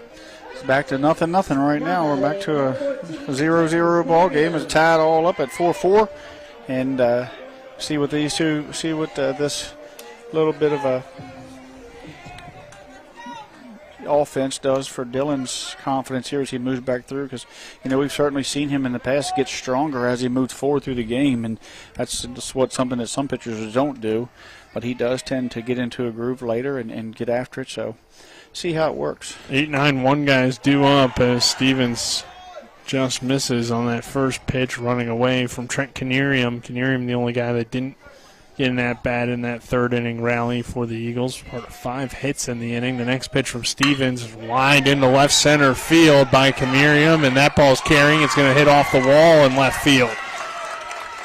Canerium has a stand-up double to lead off the 4th, and the Eagles pick up right where they left off with hitting Dylan Stevens and hitting him hard as well. Yeah, I expect Gano to bunt here. And he can bunt for a hit as well. Go run for the catcher. Runner for the Eagles is number 23, Cash Dunham. Cash Dunham going to courtesy run for the catcher there as Canerium comes up with a big double. Courtesy runners, courtesy of the Berkeley Post 14 Hornets, the Premier Legion team in the area. As Gano comes to the plate, Stevens checks the runner, and the first pitch, Gano lays down the bunt and pulls it back, and it misses outside for ball 1. So, yeah, he went tempted. I mean, Hardman's playing up on the grass. Not a whole lot Levy can do. He should be up on the grass in case it's bunted hard down there, and he can come get it. But he's basically given the whole third base line up. So. If he gets it down on third base line, he's got a shot. The 1-0, and Gano tries to poke it down that third base line, but it heads foul.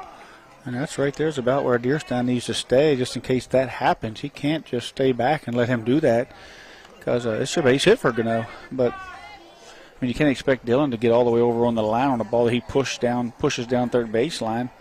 It's just I think right now Deerstein's giving giving Gano an easy base hit. Here he comes up some. Levy down there at third base. Oh, excuse me, Levy.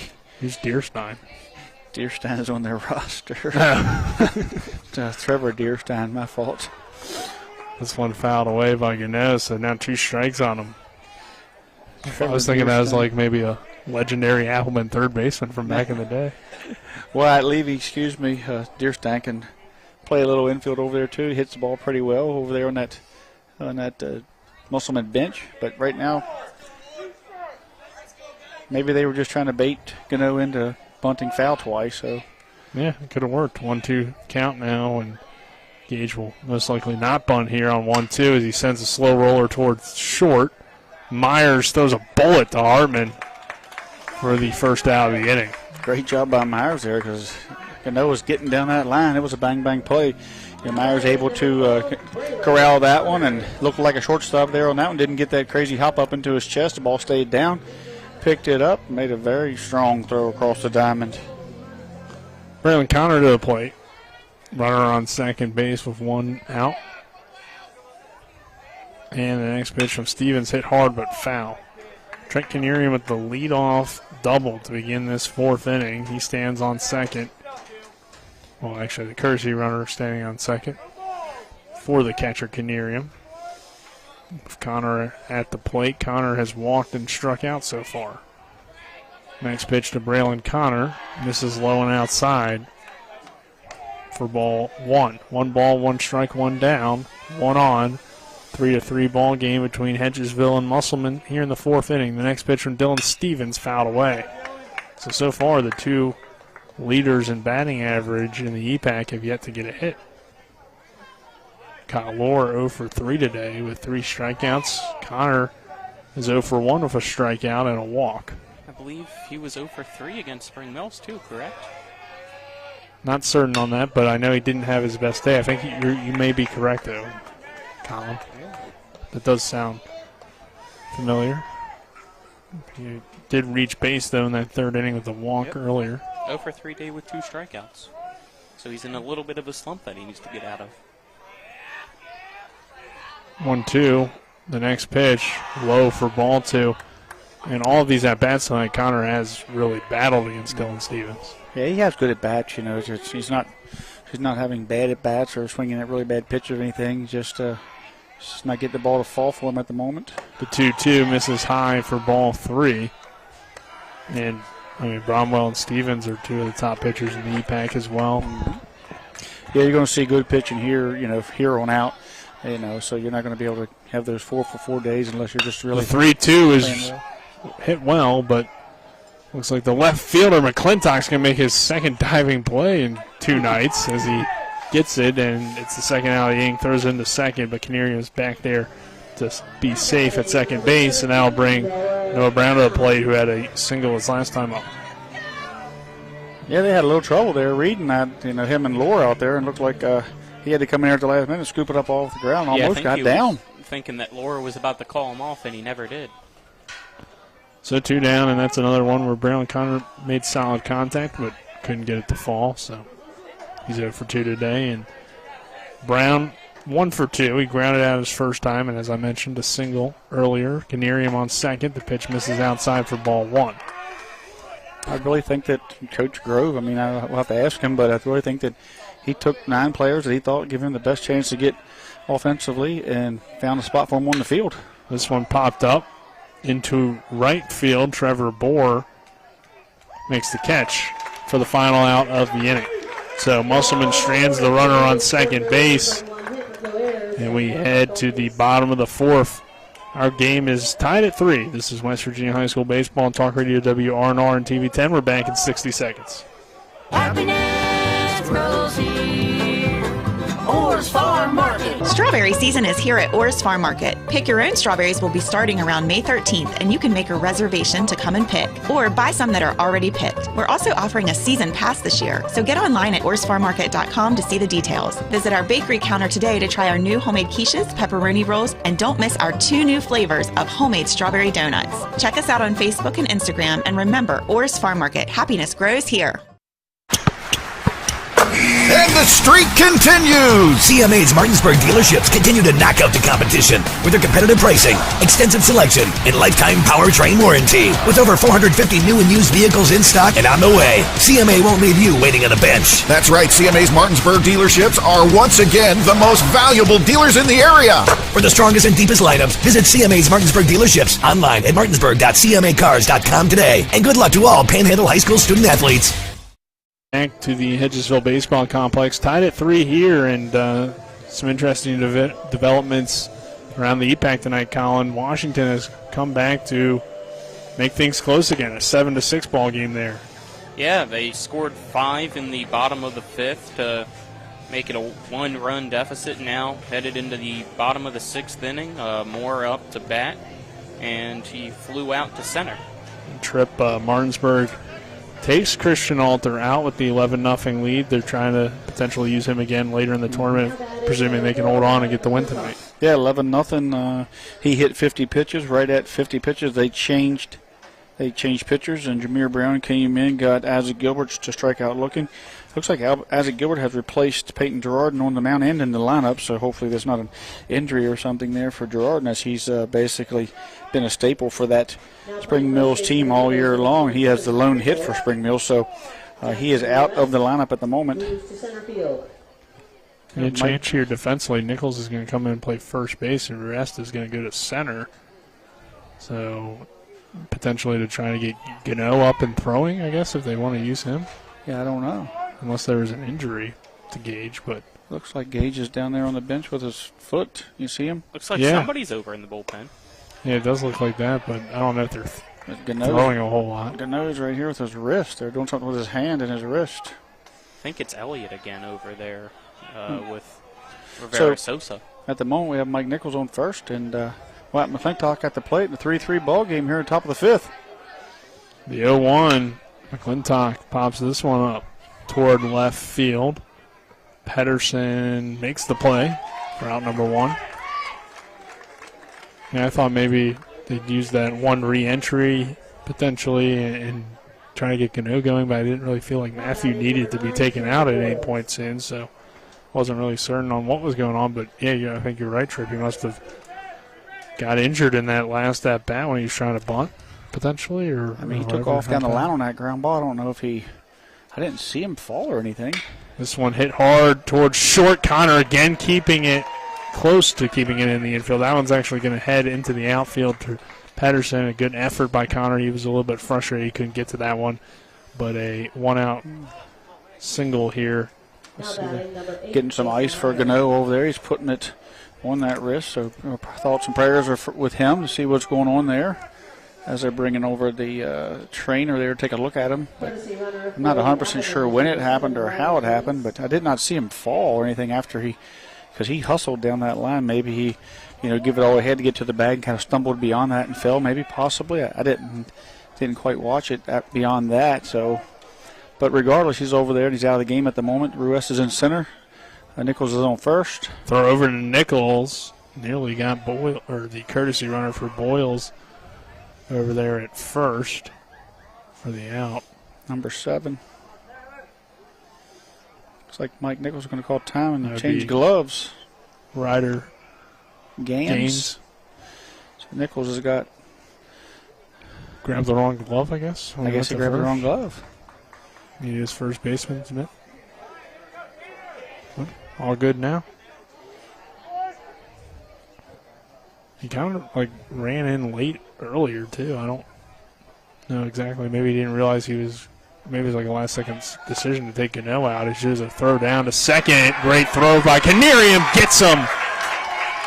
And a good tag on the other end by Chris French. So Gaines is caught stealing. And now 2 down in the inning for Jason Myers at the plate. Yeah, maybe we see why Canarium's in there. He's got a big arm. Yeah. That was a great jump there by Ryder Gaines. And he just come up throwing, threw it right on target. Chris Finch come across, laid that tag on him as he went by, and umpire Keith Allison banged him out there at second. There's a call on strike 1 to Myers. 1 ball, 1 strike, 2 down. The umpire and crew on third is Tim Carroll and Keith Allison at second. Tim Carroll's at third, Keith Allison at second. Tapley at first, and Hoffmaster behind the plate. 3-3 ball game here in the fifth. 2 outs now for Jason Myers. And the 1-1 pitch misses low for ball 2. 2 balls and a strike. Clintock flew out, then the runner caught stealing after the Boyle single. And Myers has a double and a single so far tonight. 2-1 count. Matthew delivers on 2-1. Misses outside for ball 3. Obviously, you want to be careful with Jason Myers. He already has 2 hits here tonight. Certainly has home run power. We know the ball carries well here at Hedgesville. Yeah, he can change this game with one swing. You know, he can put the Musselman up. 3-1 pitch from Myers, or from Matthew, to Myers. Misses outside for ball 4. And now it's a 2-out walk for Baden Hartman. Makes that throw him out at second base hurt a little more. Not that I disagree with the call. I think you have to run. You have to certainly have to test it with Hart. But the other part about that is with Myers and Hartman behind him, you better make sure you get there. Yeah, and we haven't seen Canarium too much catching, so I'm not certain if Musselman was like, hey, we might as well test it. Here's a throw down from Canarium with Myers on first. Good scoop by Mike Nichols down there. Keeping it in front of him. Canarium's feeling it. He got a little pick right there, come up throwing, good job. So, if he's going to get after it, if he's going to, these Musselman guys are going to take some leads, he's going to get after it. 0-1 count with 2 down.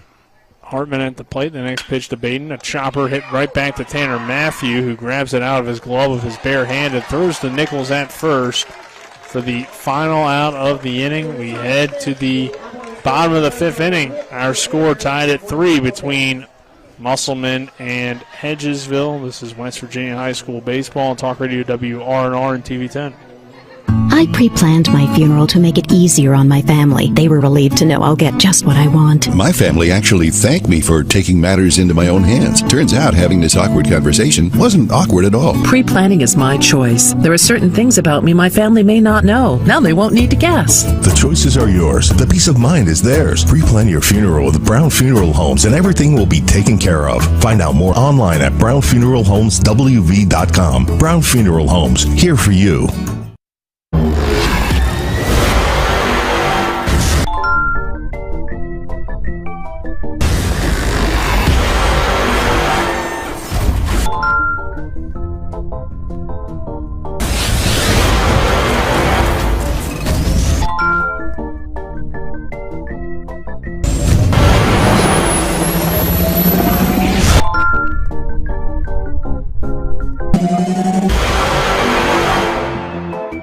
Back here to the Hedgesville Baseball Complex. Our score tied at 3 between Musselman and Hedgesville.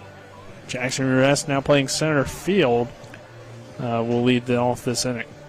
Dylan Stevens remains on the mound for the Applemen.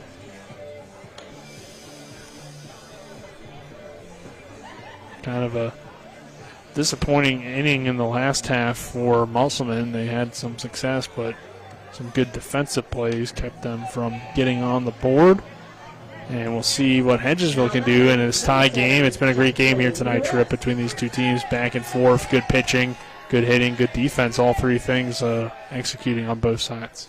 Yeah, they're just two very good teams. And Ruess sends this one to left field. This ball has some carry. Is going back and making the play is Wyatt McClintock for the first out of the inning on the first pitch. Got a little barrel on that. Just got it right at Wyatt McClintock. One of the toughest plays in baseball. It makes the ball hit right at you over your head, but McClintock squared around, opened up his hips, got going, and made the play out there.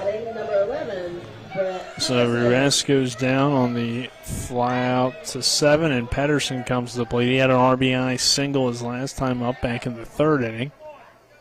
Part of that big third inning for Hedgesville where they got all 3 of their runs on 5 hits. 6 hits for him on the night as there's a swing and a miss for strike 1. So Stevens, if he does what he typically does and gets better as the game goes on, we could see that starting to pick up here in this 5th inning as there's a pitch that misses low and inside for ball 1 ball and a strike. He didn't have a great command of his curveball. I think he'll tell you that. he tried to throw a curveball there, didn't get much spin on it. He's not getting a good rotation there. Not breaking that ball off like he has in the past. 1-1 pitch is a swing and a miss for strike 2. 1 ball, 2 strikes, 1 down. 3-3 our score here in the 5th. Pedersen at the plate for the Eagles. The 1-2 from Dylan Stevens. Half swing, and he did go around and is tagged out for the second out of the inning. That curveball did have a little body. He had a little different grip on that. That's a pitch he tried to throw, earlier in the count. Didn't have it. Reached back. I corrected that. Made a little adjustment there. Threw that ball hard. Broke down. Nice scoop by Boyles and a tag there on to Pedersen for second out. Second strikeout of the day for Pedersen as the pitch here to Connor Quinn is a called strike 1. On the day now, Dylan Stevens has 4 strikeouts for the Appleman. Starting to feel it a bit. Next pitch to Quinn, fouled away down that third base line for quick strike 2. Could be a really good inning for Dylan Stevens when you look at the pitch count. Next pitch on a 0-2 just missed. Stevens wanted it, but I think it was low. Yeah, the Musselman players kind of went down kind of to the knee there. They did a little squat like we really wanted that when Dylan was coming off the mound, but just missed outside. The 1-2 hit hard towards second base. That is through into right field for a 2-out single. Good hit by Connor Quinn. Great job by Connor Quinn. He went with that pitch. It was a really tough pitch to hit. It was breaking away from him. He just threw his hands at it, drove it through the hole there between first and second. Diving play out there by Mobley, couldn't quite get to it, and Connor Quinn turns that 0-2 count into a base hit. Stevens at 83 pitches on the night. Pitch number 84 just misses the zone for ball 1 here in the 5th inning. So possibly Musselman will have to go to another pitcher here tonight as this one bounces in the dirt. And that allows Quinn to advance to second base. So all of a sudden, again, these 2-out hits usually lead to some sort of rally or at least some sort of pressure in high school, at least. Pence at the plate, and now they're going to courtesy run get a little bit more speed out there. Yeah, number 3 is coming in for Hedgesville. Looks like Plowser. Plowser, yeah, I believe. We'll listen for the... Is it Plowser? Plowser? So anyway, number 3 is out there. It looks like Plowser is going to courtesy or pinch run. And they take it for a strike here on Landon Pence. 2-1 count. 2 outs.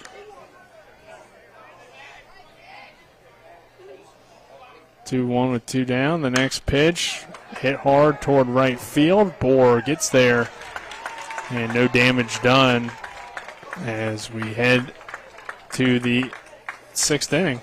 Our score, Hedgesville 3, Musselman 3. We're back in 1 minute for the 6th. This is West Virginia High School Baseball. Talk Radio WRNR and TV 10. The Honda HR-V, CR-V, Pilot, Passport, and Ridgeline. They all have one thing in common. They never back off from a challenge. Available with all-wheel drive, the Honda SUV lineup has the performance you can count on and the capability to amaze. It's no wonder Kelley Blue Book's KBB.com named Honda the 2022 Best Value brand. CMA's Honda of Winchester, 3985 Valley Pike. CMA, moving lives forward. Based on 2022 brand image awards from Kelley Blue Book, visit KBB.com for more information. Jambo Construction and Fencing Company, LLC, is a veteran-owned and operated company right here in the Eastern Panhandle of West Virginia that specializes in decks, fencing, and hardscaping. Find us on Facebook at Jambo Construction and Fencing to see more of the projects we've completed. For a free estimate, you can call Bo Bartley at 304-268-5452 or Jamie Gall at 304-279-5053. We are licensed and insured in the state of West Virginia, and as Martinsburg alums, we say, Go Bulldogs. We welcome you back here to the Hedgesville Baseball Complex. 3-3 our score between Hedgesville and Musselman as we head to the 6th inning. Appleman coming back to the plate, and Trevor Bohr will lead things off. We'll see if Musselman can get something going. They trailed at one point 3-0, but they would respond, make things 3-3. And other than that, these two pitchers have been pretty dominant besides that one inning. Yeah, I mean, both these pitchers have done a great job of weathering the storm, knowing these teams are going to hit and they're going to move runners around. Musselman did a great job that inning that they scored, that they were able to lay down some bunts, something we don't typically, see out of their hitting lineup. They like to hit their way on, but did a great job of showing us another facet of their game. We didn't get to follow them around much. We was gone. We missed a good portion of that middle season when we were in Myrtle Beach, but I know they had ripped off a lot of wins there. Probably certainly used small ball during that time. But first time we'd kind of seen it on air here, and they did a great job of it. Bohr rips it into right field for a leadoff single on the first pitch. Trevor Bohr sees to begin this 6th inning. It's a 2-hit night for Trevor. By the way, one game official now. Comeback complete. Washington has come back from 7-1. They win 8-7 over Hampshire.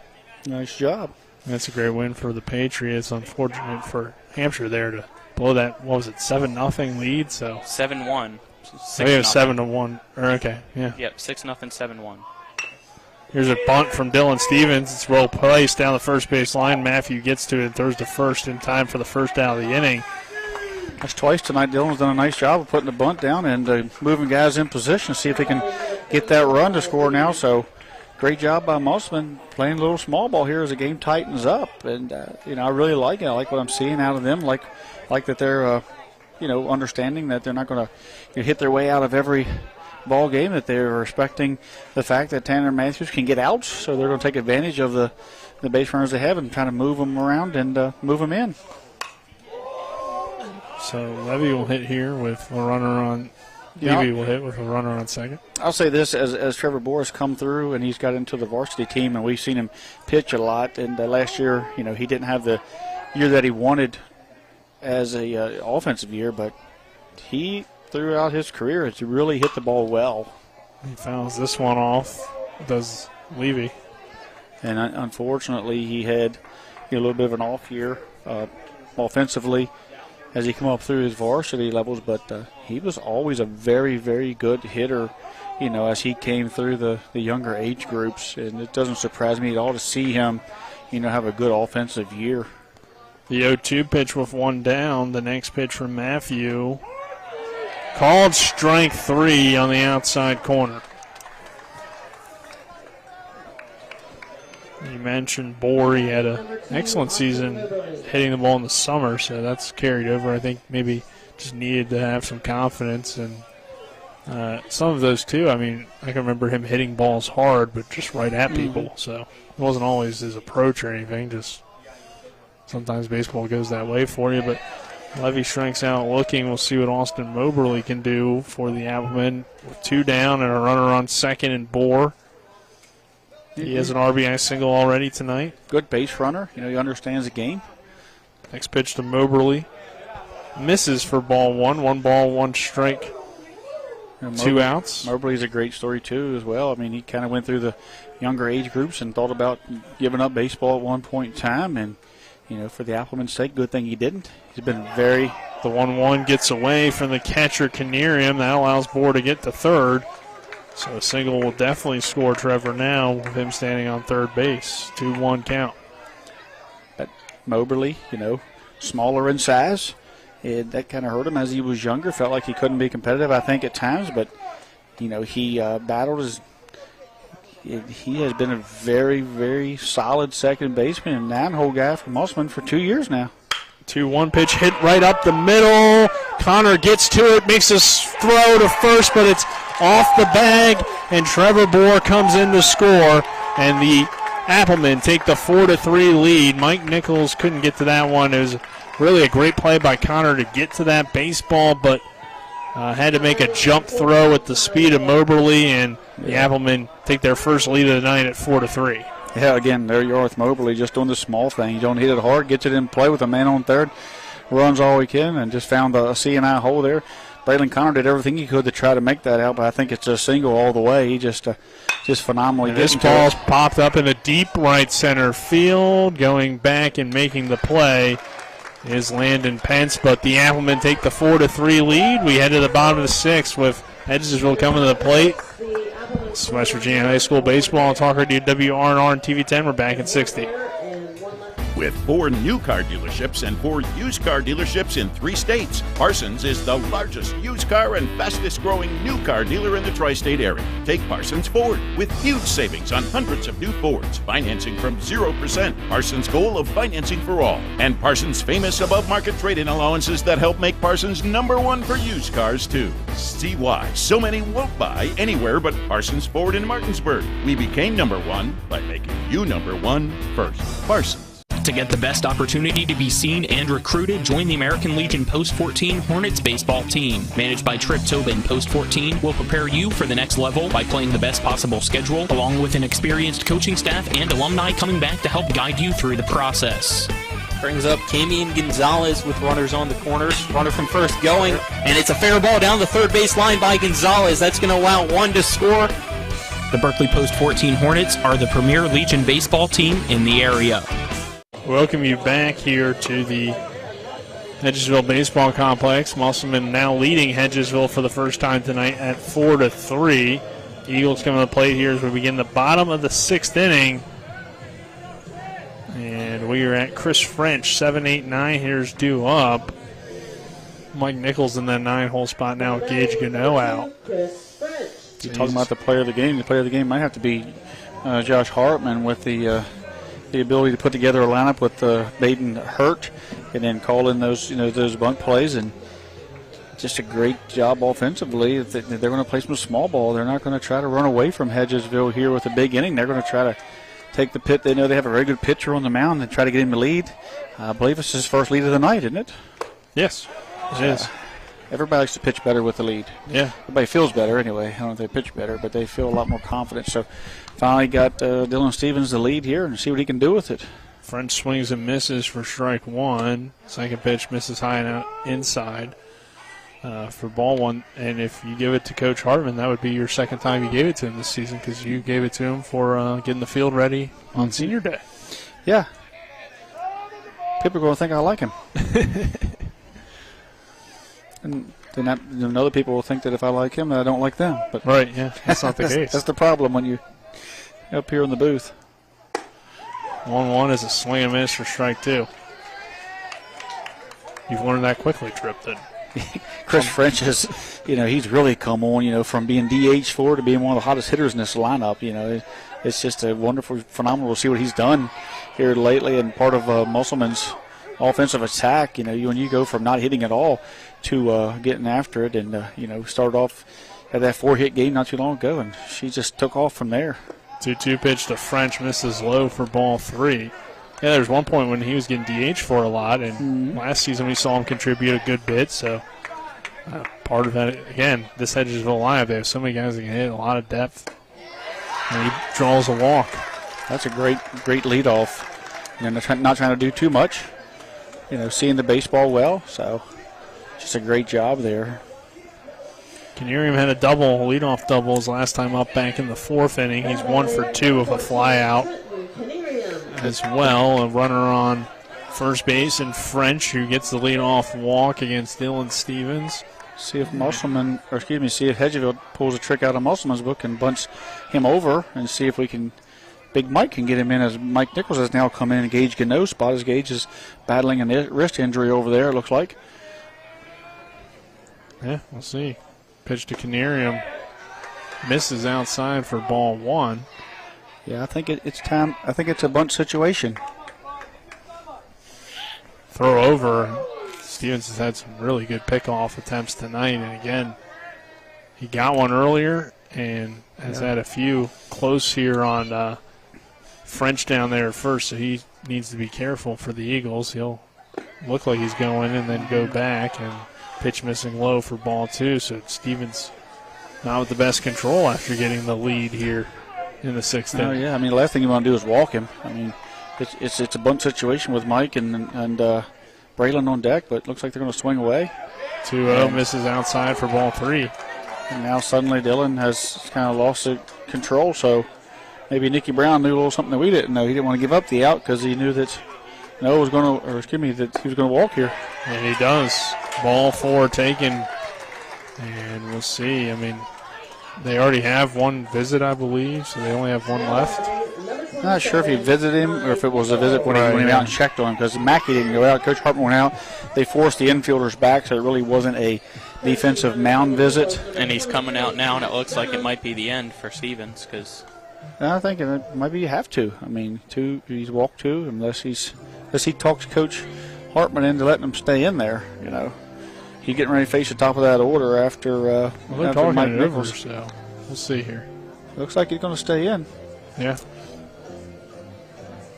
At first I thought it was going to be the end because I saw him with the lineup card in his hand, but I think he put it in his pocket.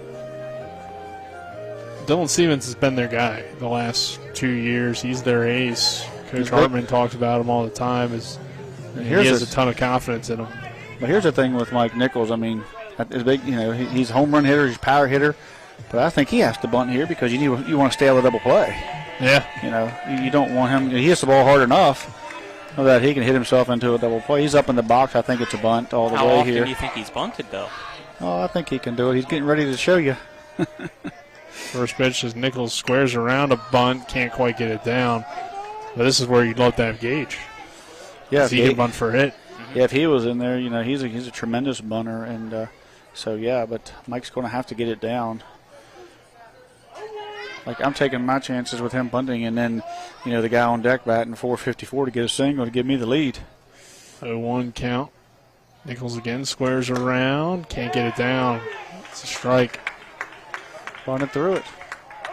0-2 count here on Nichols. Now do you let him swing the bat is the question. With 2 on. He's swinging now. I looked down like I was going to know what the single was. Oh, that was clearly a swing signal. Yeah, he's swinging now. He's back in the box. Nichols does square, and he gets it down, but it goes foul. Wow.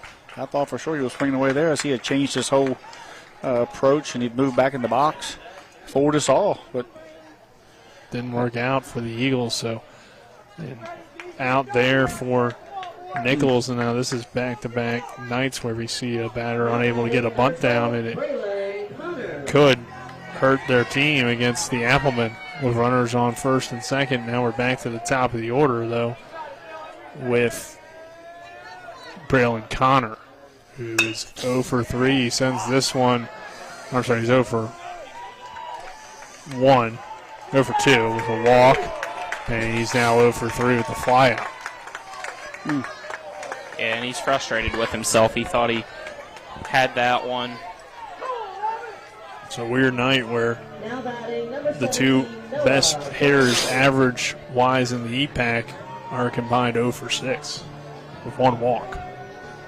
And Kyle Lohr and Braylon Connor, but now 2 down in the inning for Noah Brown, who is 1 for 3 today with a single.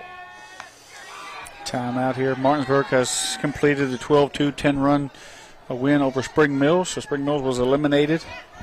And Hampshire has been eliminated now. Game. So as of right now, we are coming back here tomorrow night, but obviously a lot of baseball left to be played in just a 4-3 game. Yeah, this game isn't over. Top of the order here coming up. Rue West on deck. 2 outs. This is a huge out for Dylan Stevens. Should he get it? Next pitch. Called strike. 1 ball, 1 strike, 2 down. Stevens' pitch count continues to climb here. Browns has some success tonight against Stevens. Put the ball in play. Hasn't struck out. I think this will be his final inning. He's at 104 on this pitch. And it misses inside for ball 2. And then do you see Aiden Seitz or do you see Trevor Bohr will be the question for Musselman. But first they got to get out of this inning, of course. 2-1 count, 2 down with 2 on. For it to even matter because if Hedgesville were to take the lead, Stevens balks. That puts runners on second and third. He balked, yeah. Not a guy you would expect to balk. No, he was looking for it. I'm not sure what was going on there. He was kind of hung up right there. Then he asked a question, I think, and then he stepped forward. And now we really got a situation where a base hit can put Hedgesville up a run. And Stevens steps off again. He decides to go with the. He's going to step off and go in the windup now. That ball could prove really costly. Should we get a base hit here? The 2-1 misses inside for ball 3 to Brown. A 3-1 count, 2 outs. Ruest on deck, one of the best hitters, and definitely the best contact hitter in the EPAC. The 3-1 from Dylan Stevens popped up in the infield. Going over and making the play is Austin Moberly for the final out of the inning. So Dylan Stevens gets out of the jam. We head to the 7th. Musselman looking for some insurance runs. Our score, Appleman 4, Eagles 3. It's West Virginia High School Baseball and Talk Radio, WRNR and TV 10. This is Eric at Hagerstown Ford. Over the last decade, the way we buy things have evolved. Now, you get on your phone, click Want It, and it shows up at your front door. At Hagerstown Ford, it is that convenient. We've changed the car buying experience on the I-81 corridor forever. And with a return policy better than Walmart, there's absolutely no reason to buy a new or used car, truck, or SUV anywhere else. Just like Amazon, Hagerstown Ford will deliver the vehicle to you, where you are, and on your time. And if you don't want it, return it. No questions asked. Why waste your time at a car dealership playing the dumb back-and-forth games? Besides, we hate it more than you do. I assure you, no dealership from Winchester, Virginia to Washington, D.C. will beat our price. No dealership from Chambersburg, Pennsylvania to Baltimore, Maryland will beat our price. And no other dealership will allow you to return it if you don't want it. Hagerstown Ford absolutely provides the best experience at the best price. Visit HagerstownFord.com to schedule your VIP experience. Click on the vehicle you want and get your new ride delivered to you at no risk. See dealer for details. Back here to the top of the 7th inning. Tanner Matthews going to stay in the game for Hedgesville. It's 4-3. Musselman, Appleman looking for some insurance runs here in the ball game, and we'll see if they're able to do that. But good game here tonight between Hedgesville and Musselman, like we expected, Trip. Yeah, it's a great game. I mean, we knew we were going to see a great game out of these guys, and Musselman sitting here in a good spot with their number 2 hitter coming up and looking to put in some insurance runs. So, I expect that if they get some guys on, they'll try to move them like they did earlier in the game. And hats off to Musselman for playing some small ball tonight and getting those runs in and out. Clintock leads off this inning. He is 1 for 3 on the day with a fly out and a strikeout.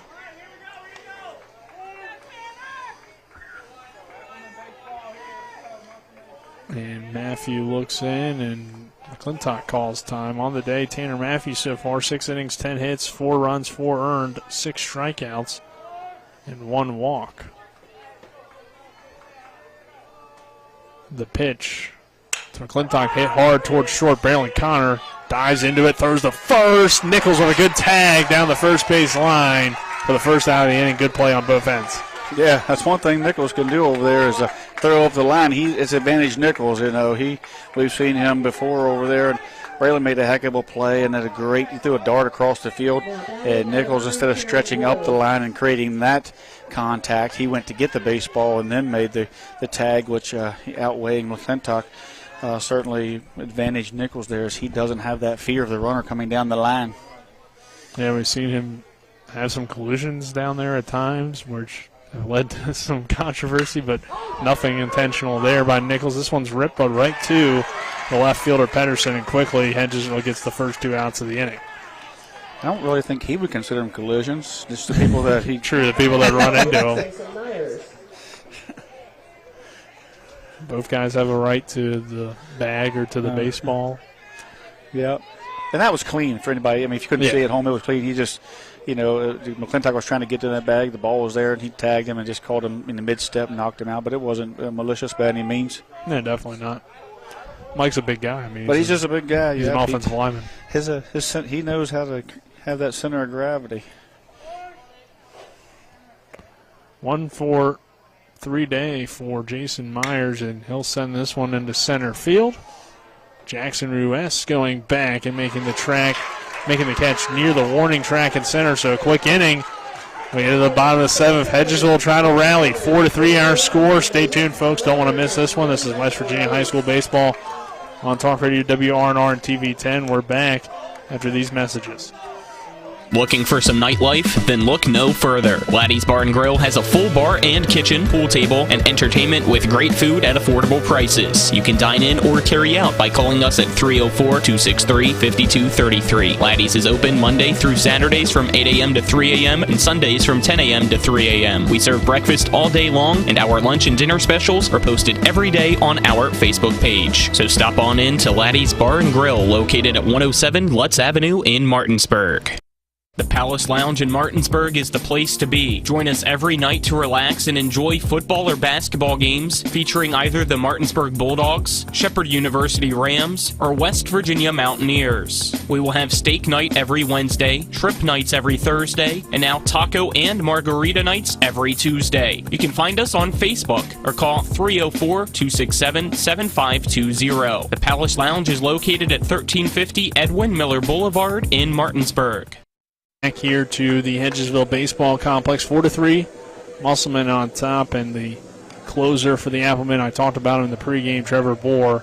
He wants the ball in this situation. The defensive changes. Bohr will come in and pitch. Dylan Stevens is going to go to third base, and then Carter is going to come in and play right. Colin, you got the numbers on Trevor Bohr on the season. We went over it last night. He's been dominating. Yeah, 18 and a third inning so far. When he comes in for saves, he's 4 for 4 in the opportunities so far, only giving up 17 hits, 3 runs, only 1 of those earned, 5 walks, 14 strikeouts. He's got a tall task ahead of him to get this leadoff, guys. These two have a lot of history, and he's a strikeout kind of pitcher. I mean, he's a throw-to-contact kind of pitcher. He will get strikeouts, but he Ruiz is a contact guy, so I think he's going to have a real hard time striking out Ruiz. So defense is going to have to make a play here. Trevor, the best he can probably hope for with Ruiz is some soft contact, and that's what he does. I mean, when his college coach that he committed to, Coach Bennett, asked what his strength was and how he was was able to eat up so many innings with short pitch, with not a lot of pitches. And I said, he throws the contact and misses barrels, and so he ended up committing up there, and he'd get a chance to prove that. Our pitching changes are brought to you by Smallwood and Small Insurance in Martinsburg, or Total Insurance Solution, located at 121 Administrative Drive. Call 304-263-3361. And this is the reason why, regardless of what happens here with the Eagles, this is one of the reasons why I had regarded Musselman as kind of the team to beat in this section, because of the depth they have. Not everybody has somebody to come in right after, what Dylan Stevens just did, have a quality guy like Bohr. And what this does, if Bohr gets this done, is it saves Myers, and it saves all these other guys. So not only do they have the depth to keep their starters healthy and keep them able to get through a tournament like this, but, they have quality guys that can come in and finish. But, don't think that Hedgesville is going to go away, as we're going to have a really nail-biting seventh inning here. Yeah, definitely. Not a team that will just back down, as the first pitch from Bohr misses for ball 1. Ruest on the night has been good at the plate, making contact, but has yet to get a hit. I think Carter needs to get back a little. And Ruest smokes this one down the third baseline, but foul. I think in this situation, Carter needs to be deeper. Yeah, he's moving back now, but he needs to keep the ball in front of him.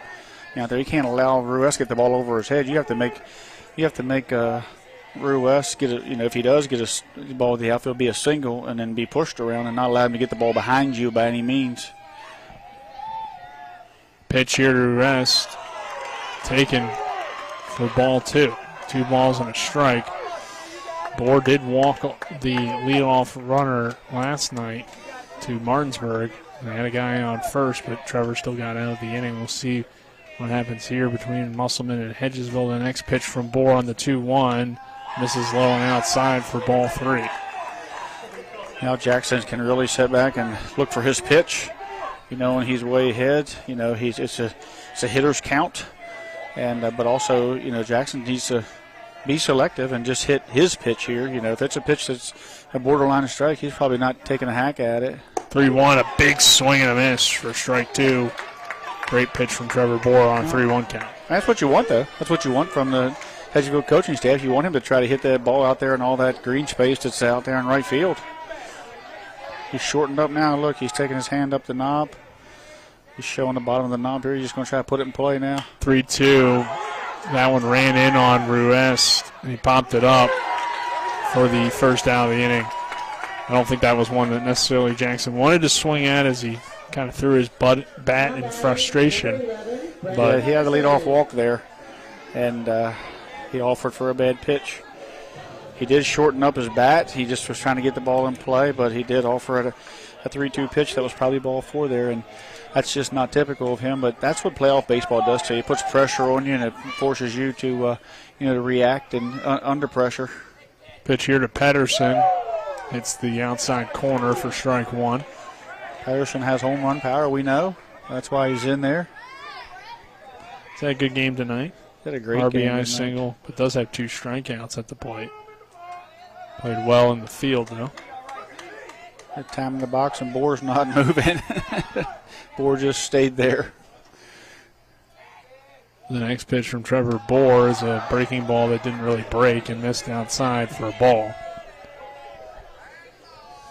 Yeah, Boer doesn't, have a great at the moment. Doesn't have the greatest command, as he, could have possibly issued the walk there to Ruest, but was able to get him to offer. But he didn't command that curveball either. The 1-1 from Trevor popped up into left center field, and War gets to it for out number 2. Boer doing what he does, getting soft contact, pitching to contact. His contact is not is not barreled up. When they do hit him, they generally get the, dinks and dunks and balls that get through the infield. But, he will give up those types of hits, but he's tough to square up. And when he's pitching from the stretch, too, we talked about it last night, he works slowly. He doesn't rush anything. He's methodical. First pitch here from Boer to Quinn is ripped foul and out of play over the batting cages. Yeah, on the first baseline.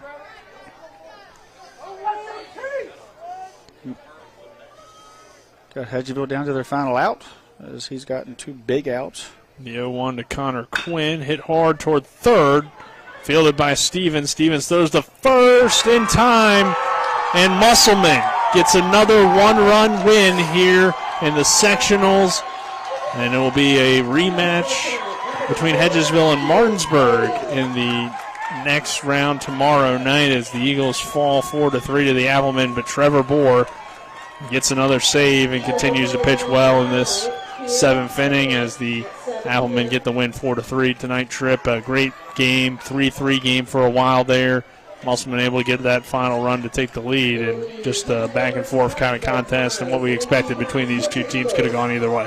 Yeah, looked like for a moment that, Dylan Stevens was going to give up a bunch of runs, and, Hedgesville jumped on him there early, but next thing the very next inning, here comes Musselman battling back, put up 3 of their own, and then Dylan settled in a bit, and, both pitchers threw really good games.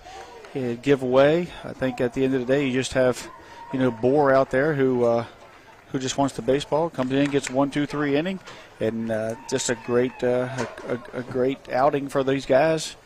Going to set us up for another great game tomorrow night with Martinsburg coming here to Hedgesville, but it's going to make it really tough to beat this Musselman team twice, whoever comes out of the losers bracket there. So let's go ahead and take a 2-minute break. On the other side of that break, we'll have the post-game show. We'll talk to our player of the game as well as Coach Hartman. This is West Virginia High School Baseball and Talk Radio, WRNR and TV 10. We're back in 2 minutes. This is Eric at Hagerstown Ford. Over the last decade, the way we buy things have evolved. Now, you get on your phone, click Want It, and it shows up at your front door. At Hagerstown Ford, it is that convenient. We've changed the car buying experience on the I-81 corridor forever. And with a return policy better than Walmart, there's absolutely no reason to buy a new or used car, truck, or SUV anywhere else. Just like Amazon, Hagerstown Ford will deliver the vehicle to you, where you are, and on your time. And if you don't want it, return it. No questions asked. Why waste your time at a car dealership playing the dumb back and forth games? Besides, we hate it more than you do. I assure you, No dealership from Winchester, Virginia to Washington, D.C. will beat our price. No dealership from Chambersburg, Pennsylvania to Baltimore, Maryland will beat our price. And no other dealership will allow you to return it if you don't want it. Hagerstown Ford absolutely provides the best experience at the best price. Visit HagerstownFord.com to schedule your VIP experience. Click on the vehicle you want and get your new ride delivered to you at no risk. See dealer for details.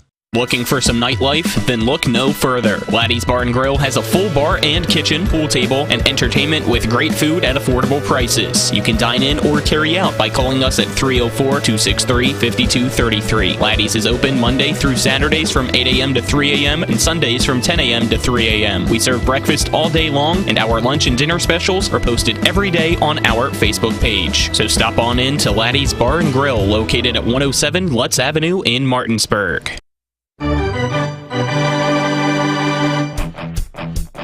The game may be over, but don't go away just yet. We've got a complete game recap, analysis, stats, the player of the game, and we'll prepare you for our next broadcast. All on the Postgame show. So let's return to the field and rejoin our Talk Radio WRNR broadcast team.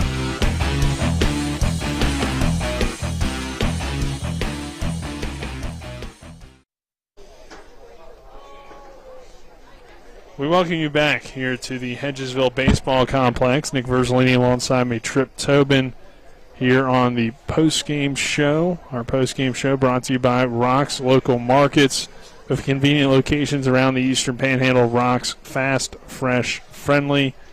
We get into our game summary here as game was scoreless through the first 2 innings. Hedgesville would rally for 3 in the bottom of the third. Musselman answers with 3 more in the top of the fourth.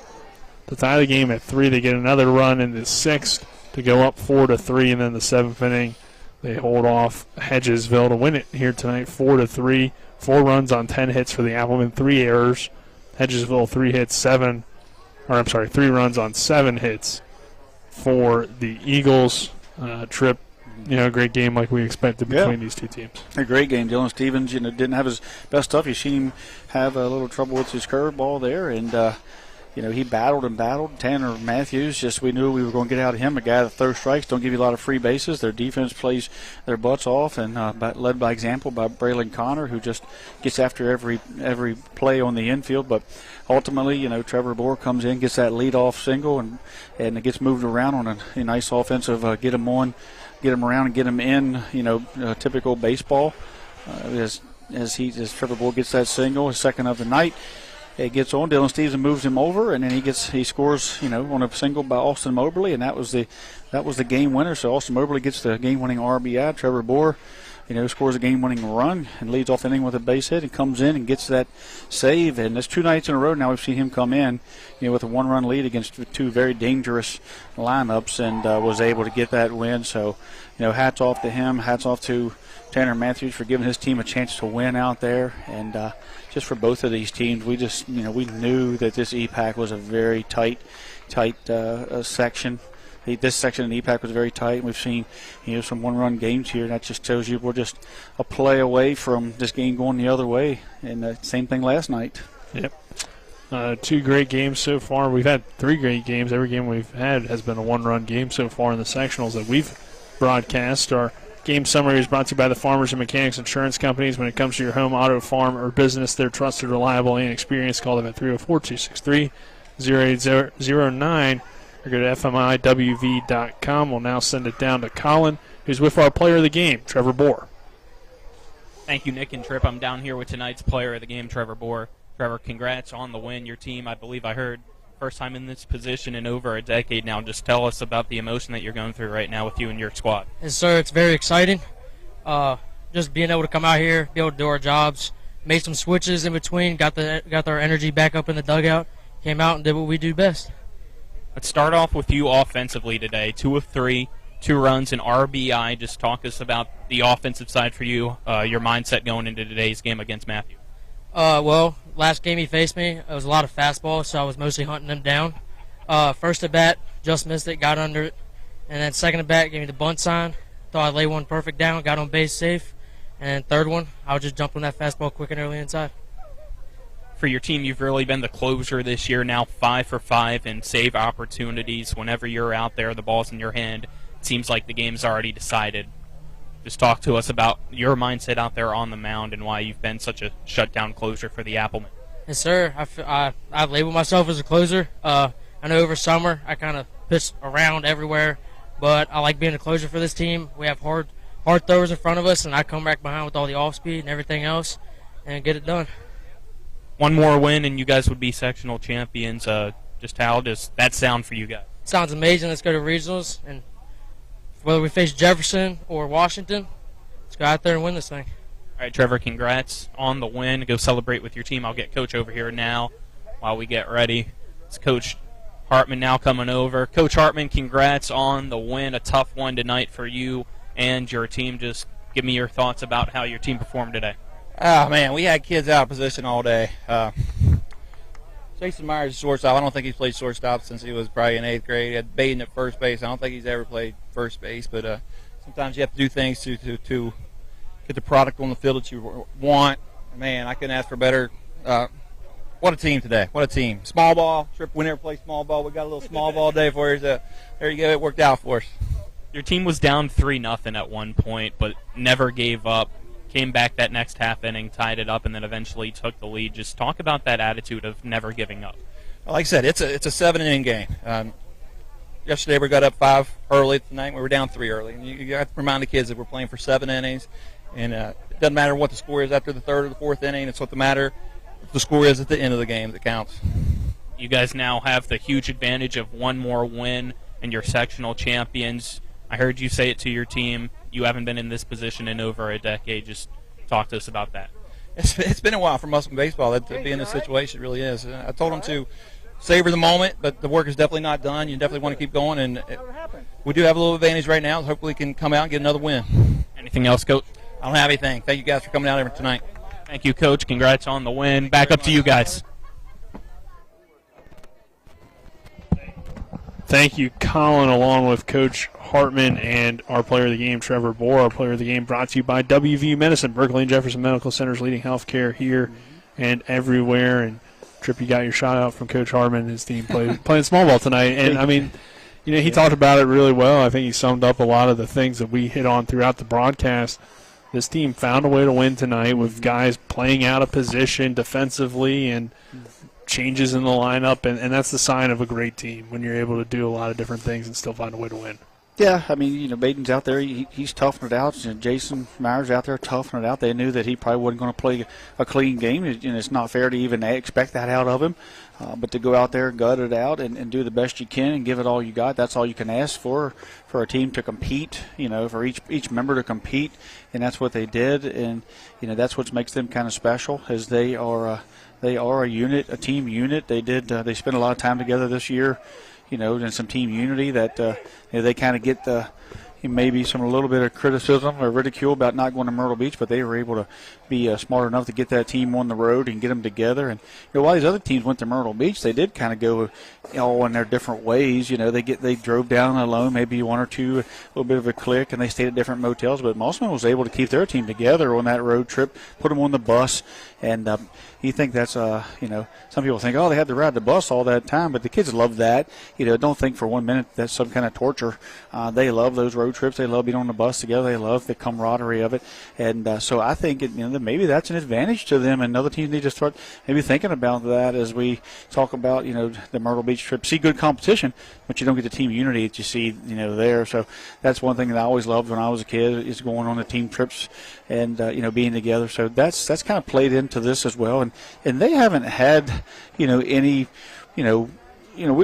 not to go into any detail by any means, but every team that I've talked to or been around, there's been an issue here and there's a small issue, or maybe it's small, some are bigger. We've seen some things in the dugouts and some disconnects, but this team this year has been pretty much on page. They know their roles. Hasn't been a lot of selfishness, and there hasn't been a lot of issues with the guys that aren't playing. There hasn't been a lot of toxic atmospheres with the parents and the coach relationships. So they have those things going for them, whereas other teams, have a little bit of struggle in some areas inside the dugout. So not only are they putting a great product out there for to see us, we see some great things they did at the school together by donating giving their jerseys to their favorite teachers. We've seen their road trips they've been on, and they just become a very good family team, and not just a team but a family.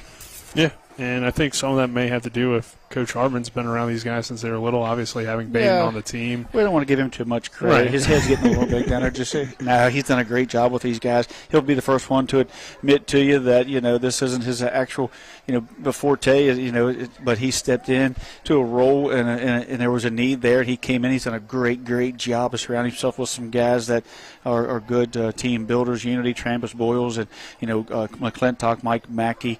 Those guys are just doing a great job for him. Jordan Butler. And he leads the youth group up there, so they've got a good group of people. And some people say, well, they're not the biggest baseball gurus or this or that. But listen, this game is really not that hard. You have to get these kids to buy in, and when it comes to that part of it, it's a hard game. Don't get me wrong, but to build the team unity and to rely on each other, and depend on each other, and to trust in the coaches and love one another, and to run through a wall for one another, that's way bigger than a lot of the X's and O's that we see on the field. Yeah, I think those are some good point strips. So we'll wrap it up with the game stats brought to you by Bechtel Jewelers, West Virginia's largest Pandora retailer on Route 11 South Inwood, taking care of you like nobody's business. On the night, Lohr goes 0 for 4, Wyatt McClintock 1 for 4, Boyles 1 for 4, Myers 2 for 3, Hartman 1 for 3, Bohr 2 for 3, 10 hits for the Owlmen. Moberly also a 2-hit day with 2 RBIs. 10 hits for the Owlmen and 28 at-bats. Dylan Stevens goes 6 innings, 7 hits, 3 runs, 2 earned, 3 walks, 5 strikeouts. Bohr gets his 5th save of the year. He's 5 for 5 in those opportunities. 1 inning, no hits, no strikeouts, but got the save anyway. On the Hedgesville side, Braylon Connor goes hitless, 0 for 3. Noah Brown, 1 for 4. Pedersen, 1 for 4. Ruest, 0 for 4. Quinn 1 for 4, 1 for 3 for Pence, 1 for 2 for French, 1 for 2 for Canarium, 1 for 2 for Gannett. On the day, 7-29 as a team was Hedgesville. Tanner Matthews, 7 innings, 10 hits, 4 runs, 4 earned, 1 walk, 6 strikeouts, and Musselman gets the 4-3 win.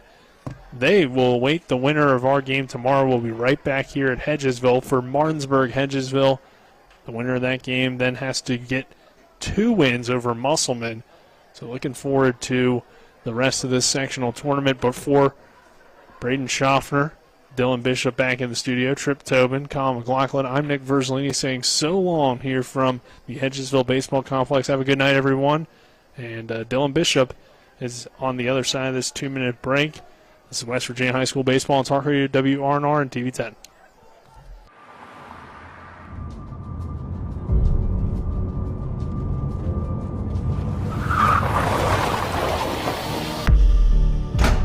You've been in an accident. Why won't the insurance company pay? Because they're trying to save money at your expense. Call Mansion Ferretti for your free consultation. We have the experience to deal with the insurance company and get you the compensation you deserve. Mansion Ferretti, when you need justice. Providing reliable protection since 1877, we are Farmers and Mechanics Insurance Companies. From small beginnings and over a century later, we maintain our dedication to our policyholders to provide dependable insurance protection and excellent customer service. Protecting everything from your home to your business has never been easier. Our team is here to ensure that you, your family, and your assets are taken care of. We enjoy giving back and doing our part to keep Martinsburg a great place to be. Welcome into the post-game scoreboard show here on Talk Radio WRNR and TV 10, brought to you by Cody's Auto Body at 851 Wilson Street in Martinsburg, where you get the work done right the first time. Call 304-901-4777 or visit their Facebook page. Dylan Bishop with you for Talk Radio WRNR and TV 10, following a sectional win for Musselman over the Hedgesville Eagles, 4-3 on the road, meaning that Musselman will be set up to be in position for the sectional championship against the winner of tomorrow's Hedgesville versus Martinsburg game after Martinsburg got a 5-inning, 12-2 victory over the Spring Mills Cardinals. And in the other section, we saw Washington with an 8-7 win over Hampshire to set up another matchup with Jefferson on that side of the section.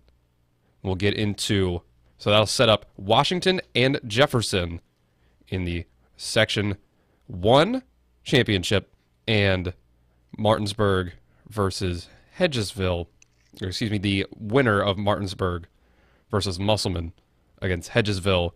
Hedgesville and Jefferson needing to lose 2 times to lose the sectional championship. We'll get into some scores from around the rest of the baseball world. First of all, light night of action in Major League Baseball. 3 games already final, 2 yet to start, and 1 ongoing. Your finals so far, the Reds with a 5-0 victory at home over the Mets, 5-3 win for the Twins over the Padres in Minnesota, and Kansas City hosting the White Sox. They get a 4-3 victory. Top of the 9th in the Bronx right now, the Tampa Bay Rays with an 8-0 lead over the Yankees, and the 2 games have yet to start in the majors. 9:40 first pitches for Arizona versus San Francisco, and Oakland versus Texas.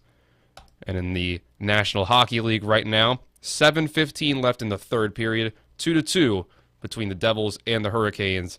The Hurricanes trying to close out the second round win in Game 5 as they lead 3-1. And at 9:30 on TNT, it'll be the Seattle Kraken and the Dallas Stars, Game 5 with that series tied to 2 games apiece. And in the NBA right now, 1:46 left to go in the third quarter as the 76ers have stormed back to come back for taking a lead after being down double digits most of the first half against the Celtics, 69-66, now with 1:27 left in the third quarter. That's on ESPN. And at 10 o'clock on ESPN, it'll be Game 6 between the Nuggets and the Suns as Phoenix looks to avoid elimination. Again, game you just tuned into on Talk Radio WRNR and TV10 was Musselman and Hedgesville, and it's a 4-3 win for the Applemen, and they will await the winner of Hedgesville versus Martinsburg tomorrow in the sectional championship. Double elimination, Musselman needing to lose twice to lose the section. This has been the Cody's Auto Body Postgame Scoreboard Show here on Talk Radio WRNR and TV10. Dylan Bishop here with you, hoping you have a great rest of your Thursday evening.